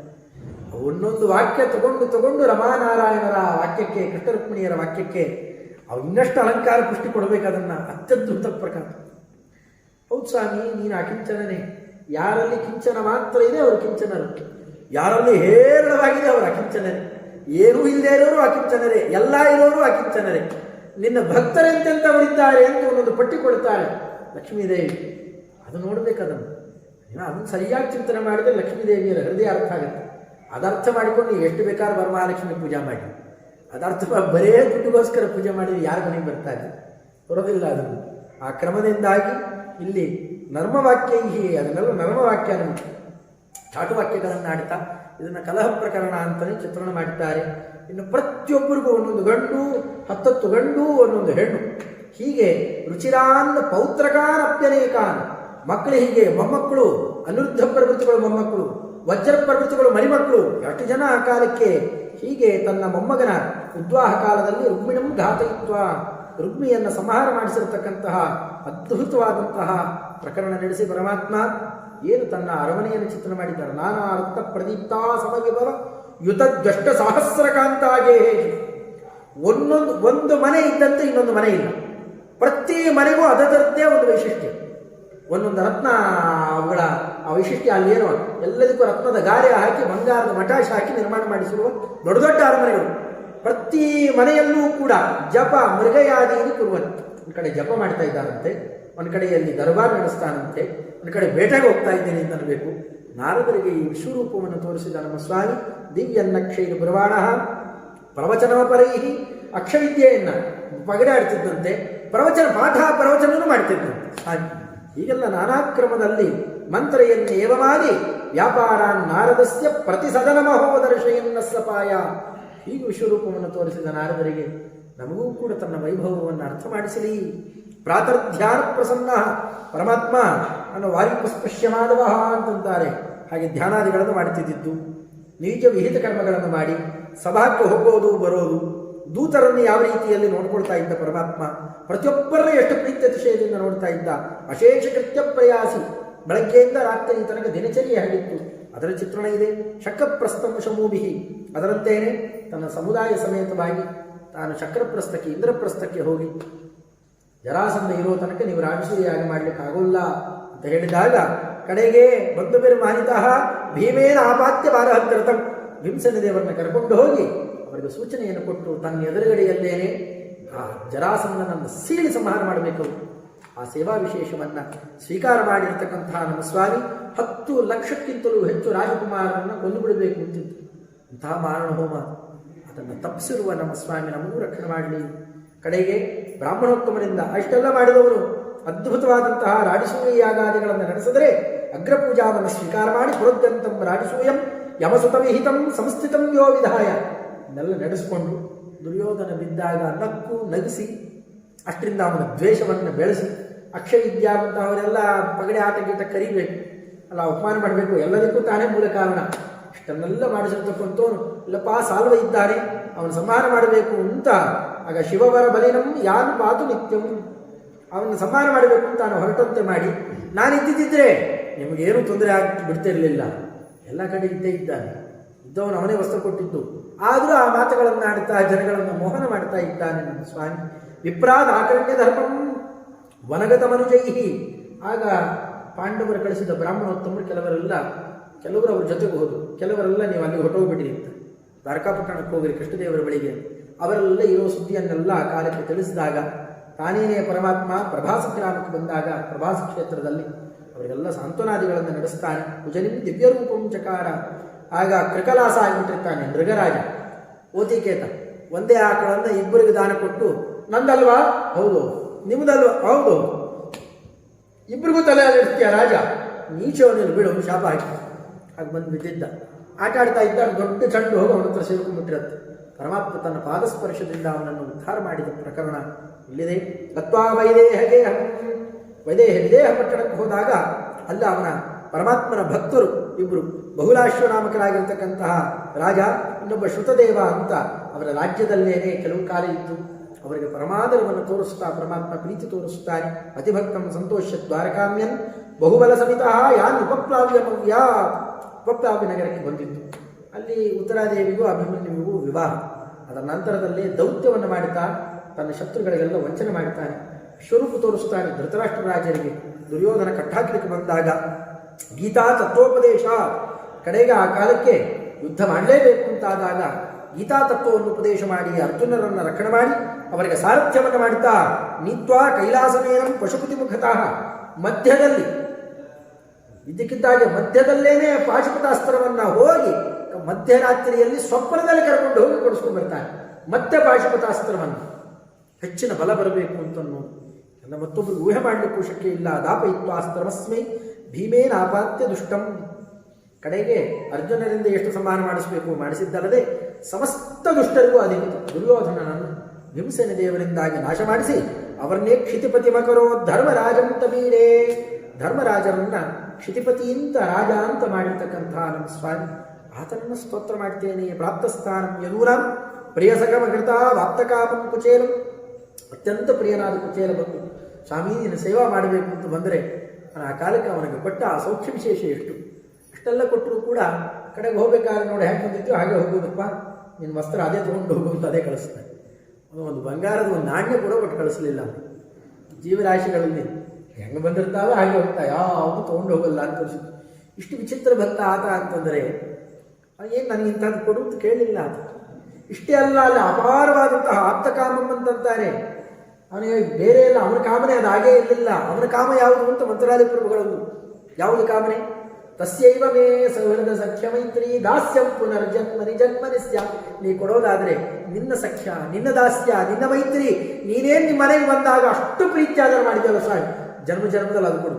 ಈ ಸಂಪತ್ತು ತೊಗೊಂಡು ಏನು ಮಾಡಲಿ ಇರ್ತಾರೆ ಕುಚೇಲ ಬ್ರಾಹ್ಮಣ. ಇಂಥ ಮಹಾನುಭಾವ ಸುಧಾಮ ಆತನನ್ನು ಉದ್ಧಾರ ಮಾಡಿತ್ತು. ಕುರುವನ್ ಕರ್ಮಾಶ್ವಮೇಧ ಒಂದೇ ದಿವಸದಲ್ಲಿ ಅಶ್ವಮೇಧ ಯಾಗವನ್ನು ಮಾಡಿರತಕ್ಕಂತಹ ನಮ್ಮ ಸ್ವಾಮಿ ಪುತ್ರಾನ್ ವಿಪ್ರಾಯ ದತ್ವ. ಕಾಲಕ್ಕೆ ಅರ್ಜುನರು, ನಾನು ಒಬ್ಬ ಬ್ರಾಹ್ಮಣ ಬಂದು ಕೇಳ್ಕೊಳ್ತಾನೆ, ನನ್ನ ಮಕ್ಕಳನ್ನು ಯಾರೋ ಅಪಹರಣ ಮಾಡ್ತಾ ಇದ್ದಾರೆ, ನಾನು ಹೋಗಿ ಬಿಡಿಸ್ತೇನೆ ಅಂತ ಸ್ವಲ್ಪ ಅಹಂಕಾರ ತೋರಿಸಿರ್ತಾರೆ ಅರ್ಜುನರು. ಕೈಯಲ್ಲಿ ಆಗೋಲ್ಲ.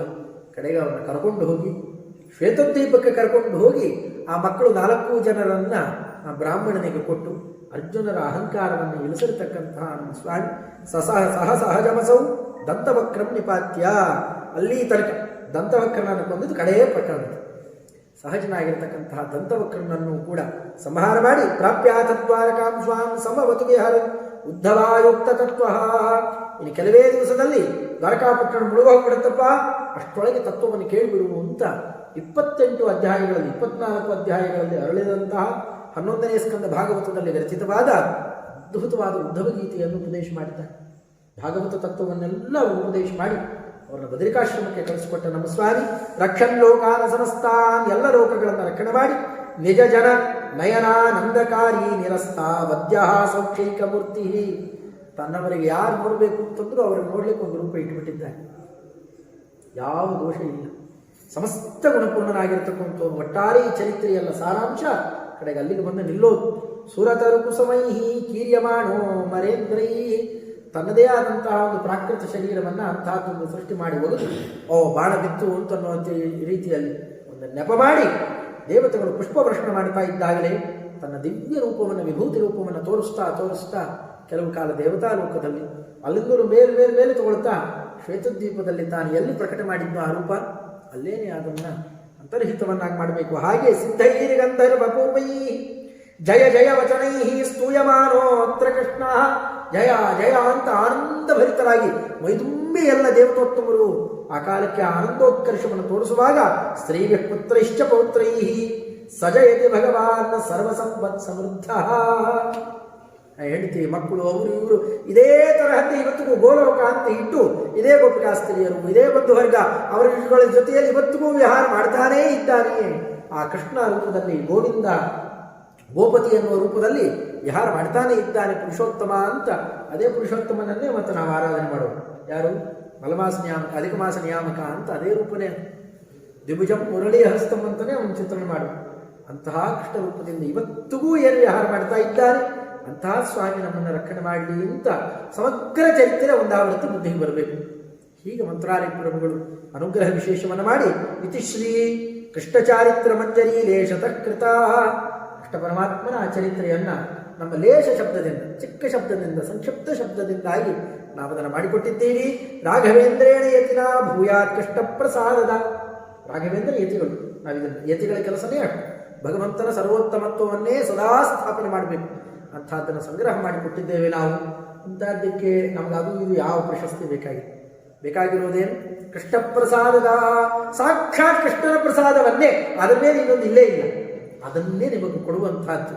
ಯಾರು ಇದನ್ನು ಬೇಕು ಅಂತಂದೋ ಅವಶ್ಯ ತಗೊಳ್ರಿ ಅಂತ ಇಷ್ಟು ನಮ್ಮ ತಾತಾಮಾನಿ ಅವರು ಅನುಗ್ರಹ ಮಾಡಿ, ತಾತಾಮಾನಿ ಮಕ್ಕಳೆಲ್ಲ ಹೋಗೋದು ಹಾಗೇನೆ, ಅವರು ಅಷ್ಟು ಪ್ರೀತಿಯಿಂದ ನಮಗೆ ಕೊಟ್ಟಂತಹ ಅದ್ಭುತವಾದಂತಹ ಸ್ತೋತ್ರ ರತ್ನ. ಇದನ್ನು ನಿತ್ಯ ಹೇಳೋದು ಕೇಳೋದು ಮಾಡ್ತಾ ಇದ್ರೆ ನಿತ್ಯ ಒಂದು ಸತಿ ಕೃಷ್ಣದೇವರ ಗುಡಿಯಲ್ಲಿ ತಿರುಗಿ ಬಂದಂತೆ. ಒಂದು ಕಡೆಯಲ್ಲಿ ತಿರುಗಿ ಬಂದಾಗ ಒಂದು ಚಿತ್ರದಲ್ಲೆಲ್ಲ ನೋಡ್ಕೊಂಡು ಬಂದರೆ ಮನಸ್ಸು ಎಲ್ಲೆಲ್ಲೋ ಹೋಗಿರೋದೆಲ್ಲ ಹೋಗಿ ಅಪಾವಿತ್ರ ಕಳ್ಕೊಂಡು ಪಾವಿತ್ರ್ಯ ಹಾಗೆ ತುಂಬತ್ತೋ ಹಾಗೆ ಒಂದಾವೃತ್ತಿ ಕೂತಲ್ಲೇ ಚರಿತ್ರೆ ವಿಸ್ತಾರವಾಗಿ ಗೊತ್ತಿರಬೇಕು. ಈ ಶ್ಲೋಕಗಳನ್ನು ಹೇಳ್ತಾ ಇದಕ್ಕಿನ್ನ ಧ್ಯಾನ ಇನ್ನೇನು ಬೇಕು? ಅಂತಹ ಕೂತಲ್ಲೇ ಸಮಗ್ರ ಕಷ್ಟ ಚರಿತ್ರೆಯನ್ನು ಹೃದಯಕ್ಕೆ ತಂದು ಮುಟ್ಟಿಸುವ ಮಹಾನುಗ್ರಹವನ್ನು, ಯಾವುದ್ಯಾವುದೋ ಶಬ್ದ ಆದರೆ ಸನ್ನಿಧಾನ ಇರೋದು. ಮಂತ್ರಾಲಯ ಬ್ರಹ್ಮಗಳು ನಿತ್ಯ ಪರಮಾತ್ಮನನ್ನು ಒಲಿಸಿಕೊಂಡು ರಾಮಕೃಷ್ಣಾದಿ ರೂಪಗಳನ್ನು ಇದನ್ನೇನು ಸಂಗ್ರಹ ಮಾಡಿ ಕೃಷ್ಣಪ್ರಸಾದವನ್ನೇ ಕೊಡುತ್ತೆ ಅಂತ ಇಷ್ಟೇನು ಪರಮಾನುಗ್ರಹ ಮಾಡಿ ಅದನ್ನು ಎಲ್ಲ ನಮಗೆಲ್ಲ ಅನುಗ್ರಹ ಮಾಡಿ ಕೊಟ್ಟಿದ್ದಾರಲ್ಲ, ಏನು ಹೇಳೋಣ ಅವರ ಕಾರುಣ್ಯಕ್ಕೆ. ಅಂಥದ್ದು ಪೂರ್ಣ ಆಗುತ್ತೋ ಇಲ್ಲೋ ಅಂದ್ಕೊಂಡಿದ್ದೆ, ಆದರೆ ಹೆಚ್ಚು ಸಮಯ ತಗೊಂಡು ಇದೊಂದು ಪರ್ವಕಾಲ ಆದ್ದರಿಂದಾಗಿ ಪೂರ್ಣ ಒಪ್ಪಿಸುವ ಒಂದು ಪ್ರಯತ್ನ ಮಾಡಿದ್ದೇನೆ. ನಮ್ಮ ಆಚಾರ್ಯ ಬಾಯಲ್ಲಿ ಅವ್ರು ಹೇಳಿರೋದು ಇನ್ನೂ ಧ್ವನಿ ಮುದ್ರಣ ಇದೆ, ನಾನು ನೇರವಾಗಿ ಕೇಳಲಿಲ್ಲ ಅವ್ರ ಬಾಯಲ್ಲಿ. ಅವ್ರು ಹೇಳಿದ್ದು ಧ್ವನಿ ಮುದ್ರಣ ಇದೆ, ಕೇಳಬೇಕು. ಅಕ್ಷರ ಅಕ್ಷರ ಯೋಜನೆ ಮಾಡ್ತಾ ಏನೇನು ಚಮತ್ಕಾರ ತಂದರು ನಾನು ಒಂದೊಂದು ಅದರಲ್ಲೂ ಆಚಾರ್ಯ ಬಾಯಲ್ಲಿ ಆ ಯಮಕ ಭಾರತವನ್ನು ತಂದು ಯೋಜನೆ ಮಾಡಿ, ರುಕ್ಮಿಣೀಶ್ ವಿಜಯವನ್ನು ಜೊತೆಯಲ್ಲಿ ವಿಷ್ಣು ಪುರಾಣ, ಹರಿವಂಶ, ಭಾಗವತ ಹೇಳ್ತಾ ಕೇಳ್ತಾ ಕೂತಿದ್ರೆ ಇನ್ನೇನು ಬೇಡ, ನಮಗೆ ಉಣ್ಣೋದು ಬೇಡ, ತಿನ್ನೋದು ಬೇಡ, ಮಲಗೋದು ಬೇಡ, ಏನೇನು ಬೇಡ. ಸ್ವಾಮಿ ಯಾಕಷ್ಟು ಒದ್ದಾಡಿದ್ರು, ನಾವು ಪರಮಾತ್ಮನ ಬಾಲ್ಯಲೇ ನೋಡಬೇಕು ಅಂತ ಯಾಕೆ ಒದ್ದಾಡಿದ್ರು, ಅದರಂತೆ ನಮ್ಮ ಮಗನಾಗಿ ಬರಬೇಕು ಅಂತ ಯಾಕೆ ಹಠ ಮಾಡಿದ್ರು, ಎಷ್ಟೆಷ್ಟೋ ವರ್ಷ ತಪಸ್ಸು ಯಾಕೆ ಮಾಡಿದ್ರು, ಮೋಕ್ಷ ಬೇಕು ಅಂತ ಕೇಳಬಾರ್ದೆ ಒಂದೊಟ್ಟಿಗೆ, ಸಂಸಾರದಲ್ಲಿ ಅದು ಬೇಕು ಇದು ಬೇಕು ಯಾಕೆ ಕೇಳಿದ್ರು, ಏನದರಿಂದ ವಿಚಿತ್ರ ಆನಂದ ಅನುಭವಿಸಿದ್ರು ಅಂತನ್ನೋದನ್ನು ಅವ್ರ ಬಾಯಲ್ಲಿ ಕೇಳಬೇಕಾಗಿತ್ತು. ಅದ್ಭುತ ಚಿತ್ರಣ ಮಾಡಿ ತೋರಿಸಿಕೊಡ್ತಾ ಇತ್ತು. ಅದರಿಂದ ಒಂದಷ್ಟು ಪ್ರಭಾವಿತನಾಗಿರುವುದರಿಂದಾಗಿ ಒಂದೆರಡು ಅಕ್ಷರ ಹೇಳುವ ಪ್ರಯತ್ನ ವಿಶೇಷವನ್ನಾಗಿ ಮಾಡಿದ್ದೇನೆ ಅಷ್ಟೇನೆ. ಅಂಥದ್ದು ಅವರ ಪರಮಾನುಗ್ರಹ ವಿಶೇಷದಿಂದ ಎರಡು ಅಕ್ಷರ ಹೇಳಿದ್ದೆಲ್ಲ ಪುಣ್ಯರಾಶಿ ಎಲ್ಲವೂ ಕೂಡ ಇನ್ನು ಮೂರ್ತಿಗಳು ಅವರದ್ದೇ ಅಂತ ಅವರ ಪಾದಾರವಿಂದಕ್ಕೆ ಒಪ್ಪಿಸ್ತಾ, ಅವರು ಅವ್ರ ಗುರುಗಳು ಮಲಯಾಳಾಚಾರ್ಯರು, ಅವ್ರ ಮೇಲೆ ಬರತಕ್ಕಂತಹ ಅನೇಕ ದಾಸವರೇಣ್ಯರು, ಅನೇಕ ಜ್ಞಾನಪುಂಗವರು, ಆರಣ್ಯಕಾಚಾರ್ಯ, ಶಾಸ್ತತ್ವ ತೀರ್ಥರೇ ಮೊದಲಾದ ಅನೇಕ ಜ್ಞಾನಿಗಳಿಂದ ಲಾಲಿತ ಪಾದಪಲ್ಲವರು, ಮಂತ್ರಾಲಯಪುರವರು. ಮತ್ತು ಅಲ್ಲಲ್ಲಿ ಅವರಿರೋ ಪ್ರದೇಶ ಅಂತಂದರೆ ಸ್ವರ್ಗಲೋಕ ಇದ್ದಂತೆ. ಬರಬೇಕಾಗಿದ್ದರೆ ಇಲ್ಲಿ ಏನು ಅನ್ಸುತ್ತದನ್ನು, ಒಳಗೆ ಬಂದುಬಿಟ್ರೆ ಏನೂ ಇಲ್ಲ, ಇಲ್ಲಿ ಒಳಗಡೆ ಸ್ವರ್ಗ ಇದ್ದಂತೆ, ಇಂದ್ರಭವನ ಇದ್ದಂತೆ. ಅಷ್ಟು ಯಾಕಂದ್ರೆ ಆ ಸನ್ನಿಧಾನಕ್ಕೆ ಎಷ್ಟು ಆ ಪ್ರಭಾವನೆ ಇದೆ ಅನ್ನೋದಕ್ಕೆ ಯತ್ಪಾದೋದಕ ಸಂಚಯ ಸುರನದಿ ಮುಖ್ಯಾಪಗಾಸಾಲಿತ ಅಸಂಖ್ಯಾನುತ್ತಮ ಪುಣ್ಯ ಸಂಘವಿಲಸ ಪ್ರಖ್ಯಾತ ಪುಣ್ಯಾವ. ಅತ್ಯಂತ ಸತ್ಯ ಅನಿಸುತ್ತೆ. ಅದು ಏನು ನಮಗೇನು ಅದನ್ನು ಹೀಗಿದೆ ಒತ್ತಿ ಉತ್ಪಾದನೆ ಮಾಡೋದು ಬೇಡ, ನೋಡ್ತಲೇ ಅಲ್ಲಿ ಹೇಳಿದ್ದಾರೆ ಇಲ್ಲಿದೆ ಅಂತ ಅನ್ಸುತ್ತೆ. ಇಷ್ಟು ಆ ಸಾನ್ನಿಧ್ಯವನ್ನು ತೋರಿಸ್ತಾ ಇರುವ ಅಗಮ್ಯ ಮಹಿಮಾಲೋಕೆ ರಾಘವೇಂದ್ರ ಮೃತ್ತಿಕಾ ವೃಂದಾವನಕ್ಕೆ ಎಷ್ಟು ಮಹತ್ವ ಅಂದರೆ ಹರಿವಾಯುಗಳಿಗೆ ಎಷ್ಟು ಒಲಿಸ್ಕೊಂಡ್ಬಿಟ್ಟಿದ್ದಾರೆ. ಅಂತಹ ಮಂತ್ರಾಲಯ ಪ್ರಭುಗಳ ಒಂದೆರಡು ಅಕ್ಷರ ಹೇಳೋದು ಕೇಳೋದು ಅಂದರೆ ಎಷ್ಟು ಭಾಗ್ಯ. ಅವರ ಪಾದಾರವಿಂದಕ್ಕೆ ನಮಸ್ಕಾರವನ್ನು ಸಲ್ಲಿಸ್ತಾ, ಅವರ ಮೇಲೆ ಬರತಕ್ಕಂತಹ ರಘುತ್ತಮರು, ಜೀಂದ್ರರು, ವಾದಿರಾಜರು, ವ್ಯಾಸರಾಜರು, ಸರ್ವಜ್ಞಕಲ್ಪರಾದಂತಹ ಟೀಕಾಕೃಪಾದರೆ ಮೊದಲಾದ ಎಲ್ಲ ಜ್ಞಾನಿಗಳಿಗೂ ಕೂಡ ನಿಯಾಮಕರಾದ ನಮ್ಮ ಆನಂದ ತೀರ್ಥ ಭಗವತ್ಪಾದಾಚಾರ್ಯ ಅವರು ಬಂದಿದ್ದಕ್ಕೆ ಇವರೆಲ್ಲ ಬಂದರು. ಮತ್ತೆ ಅಂತಹ ಮುಖ್ಯಪ್ರಾಣದೇವರು ಅವರು ವೇದವ್ಯಾಸದೇವರ ಬಳಿಯಲ್ಲಿ ಏನು ಅಧ್ಯಾಪಿ ಇದ್ದು ತತ್ವಜ್ಞಾನವನ್ನು ನಮಗೂ ಕೊಟ್ಟು ಅಲ್ಲಿ ಏನು ಆನಂದ ಪಡ್ತಾ ಇದ್ದಾರೆ. ಇದನ್ನು ಹೇಳೋದು ಕೇಳೋದು ತಪ್ಪೋ ಒಪ್ಪಪ್ಪೋ ಏನೋ ಒಂದಿಷ್ಟು ನಾವು ಹೇಳ್ತಾ ಇದ್ದು ನೋಡಿ ಹಿಂಗೆ ಹೇಳ್ತಾನೆ ಅಂತ ನಮ್ಮನ್ನು ತೋರಿಸ್ತಾ ಇರ್ತಾರೆ. ಮತ್ತಲ್ಲಿ ಅಂತಹ ಆನಂದ ತೀರ್ಥವರದನಾದಂತಹ ವಾದರಾಯಣ ದೇವರು ಹಿತೋಪ್ಯತಿಶಯವಾದ ನಿಜವಾದ ಸರಿಯಾದ ತತ್ವಜ್ಞಾನಾತಿಶಯವನ್ನು ನಮಗೆ ಕೊಟ್ಟು ಭಕ್ತಿ ಅಂತನ್ನುವ ಅಮೂಲ್ಯವಾದಂತಹ ಸಂಪತ್ತನ್ನು ಕೊಟ್ಟು ಈ ಸಂಸಾರವನ್ನು ಕಳೆದು ನಮ್ಮನ್ನು ಉದ್ಧಾರ ಮಾಡಲಿ ಅಂತನ್ನೋ ಕ್ರಮದಲ್ಲಿ ಪ್ರಾರ್ಥನಾ ವಿಶೇಷವನ್ನು ವೇದವ್ಯಾಸ ದೇವರಲ್ಲಿ ಅರ್ಪಣೆ ಮಾಡ್ತಾ ಇದ್ದು ಸಂಹಾರ ಮಾಡುತ್ತೇನೆ. ಶ್ರೀಕೃಷ್ಣಾರ್ಪಣಮಸ್ತು. ಅದರಂತೆ ನಮ್ಮ ನರಹರಿಯವರು ಇವತ್ತು ಅವರು ಅದು ಹೇಳಿ ಮಾಡಿಲ್ಲ, ನಾ ಏನು ಮನೆಯಲ್ಲೆಲ್ಲೋ ಕೂತಿರ್ತಿದ್ನೋ ಏನು, ಈ ಉಪನ್ಯಾಸಗಳಿಲ್ಲ ಏನೂ ಇಲ್ಲ ಇವಾಗ. ಆದರೆ ಇದೊಂದು ನೆಪದಲ್ಲಿ ಬಂದು ಮಂತ್ರಾಲಯ ಪ್ರಭುಗಳ ಸನ್ನಿಧಾನದಲ್ಲಿ ಈ ಸೇವಾ ಮಾಡುವಂತಹ ಒಳ್ಳೆ ಭಾಗ್ಯ ಒದಗಿಸಿಕೊಟ್ಟಿದ್ದಾರೆ. ಇವೆಲ್ಲ ಶ್ರೋತೃವೃಂದದವರೆಲ್ಲ ಸೇರಿದ್ದೇವೆ. ಅವರು ಒಂದು ಎರಡು ಅಲ್ಲ, ಅದು ಅಪಾರ ಕೆಲಸ ಇದೆ. ಅವರು ತಂದೆಯವರು ಮಾಡಿದ ಆ ಸೇವಾನೋ ಏನೋ ನರಹರಿ ಸಮರ್ಥ ಅಂತ ಹೆಸರಿಗೆ ಒಂದು ಏನೋ ಒಂದು ತೂಕ ಇದೆ. ಏನು ಆಪತ್ಕಾಲದಲ್ಲಿದ್ದ ಬ್ರಾಹ್ಮಣರಿಗೆ ಎಷ್ಟು ಜನಕ್ಕೆ ಎಷ್ಟು ಮಾಡಿಬಿಟ್ಟಿದ್ದಾರೆ ಅದನ್ನೆಲ್ಲ. ಬ್ರಾಹ್ಮಣಾನ ವೃತ್ತಿಕರಣೆ ಲಕ್ಷಧೇನು ಫಲಂ ಲಭೆ. ಒಬ್ಬ ಬ್ರಾಹ್ಮಣನಿಗೆ ನೀನು ಬ್ರಾಹ್ಮಣ, ನೀನೇನು ಬದುಕ್ತಾ ಇದ್ದೀಯಪ್ಪ, ಏನೋ ದೇವರು ದಿಂಡ್ರು ಅಂತೀನಿ ಬದುಕು. ಈ ಹೊತ್ತಿಗೆ ಕಷ್ಟ ಕಾಲದಲ್ಲಿ ಎಷ್ಟೋ ಜನ ರೋಗ ಅಲ್ಲ ಬದುಕಲಿಕ್ಕಾಗದೇನೋ ಪ್ರಾಣ ಕಳ್ಕೊಂಡ್ಬಿಟ್ಟಿದ್ದಾರೆ. ಅಂಥ ಆಪತ್ಕಾಲ ನೀವೇನು ಹೆದರಬೇಡಿ, ನಮ್ಮಲ್ಲಿದ್ದಾರೆ ಯಾರೋ ಒಂದಿಷ್ಟು ಮಾಡ್ತಾರೆ ಅಂತ. ಆಗ ಒಂದು ಸತಿ ಎರಡು ಸತಿ ಅಲ್ಲ, ಎಷ್ಟು ಅನೇಕ ಬಾರಿ ಬೇಕಾದನ್ನು ಮಾಡಿ ಅನೇಕ ಸಾತ್ವಿಕರನ್ನೆಲ್ಲ ಸೇರಿಸಿ ಅವ್ರಿಗೂ ಒಂದಷ್ಟು ಸಾಧನೆ ಮಾಡಿಸಿ ಒಂದು ಮುಂದಾಳತ್ವ ಯೋಜಕಸ್ತತ್ತರ ದುರ್ಲಭ ಮುಂದಾಳತ್ವ ವಹಿಸಿ ತುಂಬ ಒಳ್ಳೆ ಉತ್ತಮ ಕಾರ್ಯವನ್ನೇನು ಅವರು ಮಾಡ್ತಾ ಇದ್ದಾರೆ. ಎಲ್ಲ ಅವರ ತಂದೆಯವರು ಪುಣ್ಯ ರಾಮಚಂದ್ರಾಚಾರ್ಯ ಕಡೇ ದಿವಸದ ತನಕ ಅದೆಲ್ಲ ನಾನು ನೋಡಿದೆ. ಅವರು ಏನು ಆ ಭಗವತ್ ತತ್ವಗಳನ್ನು ನಿರೂಪಣೆ ಮಾಡ್ತಾ ಇದ್ದರು. ಆ ಪುಣ್ಯ ವಿಷಯ ಒಳ್ಳೆ ಆ ತಂದೆಗೆ ತಕ್ಕಂತಹ ಒಳ್ಳೆ ಮಗ. ಅದಕ್ಕೆ ಮಂತ್ರಾಲಯ ಪ್ರಭುಗಳಷ್ಟು ಸೇವಾ ತಗೊಳ್ತಾ ಇದ್ದಾರೆ. ಇನ್ನೂ ಹೆಚ್ಚೆಚ್ಚಾಗಲಿ, ಹೆಚ್ಚೆಚ್ಚು ಈ ರೀತಿಯಲ್ಲಿ ಆ ಸೇವಾ ವಿಶೇಷವನ್ನು ಮಾಡಿ ಮುಂದೆ ಇನ್ನೂ ಭಗವಂತ ಇನ್ನೂ ಹತ್ತತ್ರ ಕರ್ಕೊಳ್ತಾನೆ, ಒಂದೊಂದೇ ಹಂತ ಥರ ಮಾಡಿಸಿ ಒಳ್ಳೆ ವಿಶಿಷ್ಟ ಉತ್ಕೃಷ್ಟ ತತ್ವಜ್ಞಾನಿ ಆಗುವ ಭಾಗ್ಯ ಕೊಟ್ಟು ಇನ್ನೂ ದೊಡ್ಡ ದೊಡ್ಡವರು ಸೇವಾ ಮಾಡು. ಅದೆಲ್ಲ ಏನೇನು ಮುಂದೆ ಮಾಡಿಸೋನಿದ್ದಾನೋ ಗೊತ್ತಿಲ್ಲ. ಅವೆಲ್ಲ ಮಾಡಿಸಲಿ, ಅವ್ರ ಜೊತೆಯಲ್ಲಿ ನಾವು ಸ್ವಲ್ಪ ಇರೋ ಹಾಗೆ ಆಗಲಿ ಅಂತಲೂ ಕೂಡ ಮಂತ್ರಾಲಯ ಕುರುಬುಗಳಲ್ಲಿ ಪ್ರಾರ್ಥನಾ ವಿಶೇಷವನ್ನು ಸಲ್ಲಿಸ್ತಾ ವಾಗ್ವ್ಯಾಪಾರವನ್ನು ಅರ್ಪಣೆ ಮಾಡ್ತಾ ಇದ್ದೇವೆ. ಶ್ರೀಕೃಷ್ಣಾರ್ಪಣಮಸ್ತು. ಹರೇ ನಮಃ. ಜಾತಃ ಪರಿಪಾಲಯಂತಾಂ ನ್ಯಾಯೇನ ಮಾರ್ಗೇಣ ಬ್ರಾಹ್ಮಣೇಭ್ಯಃ ಶುಭಮಸ್ತು.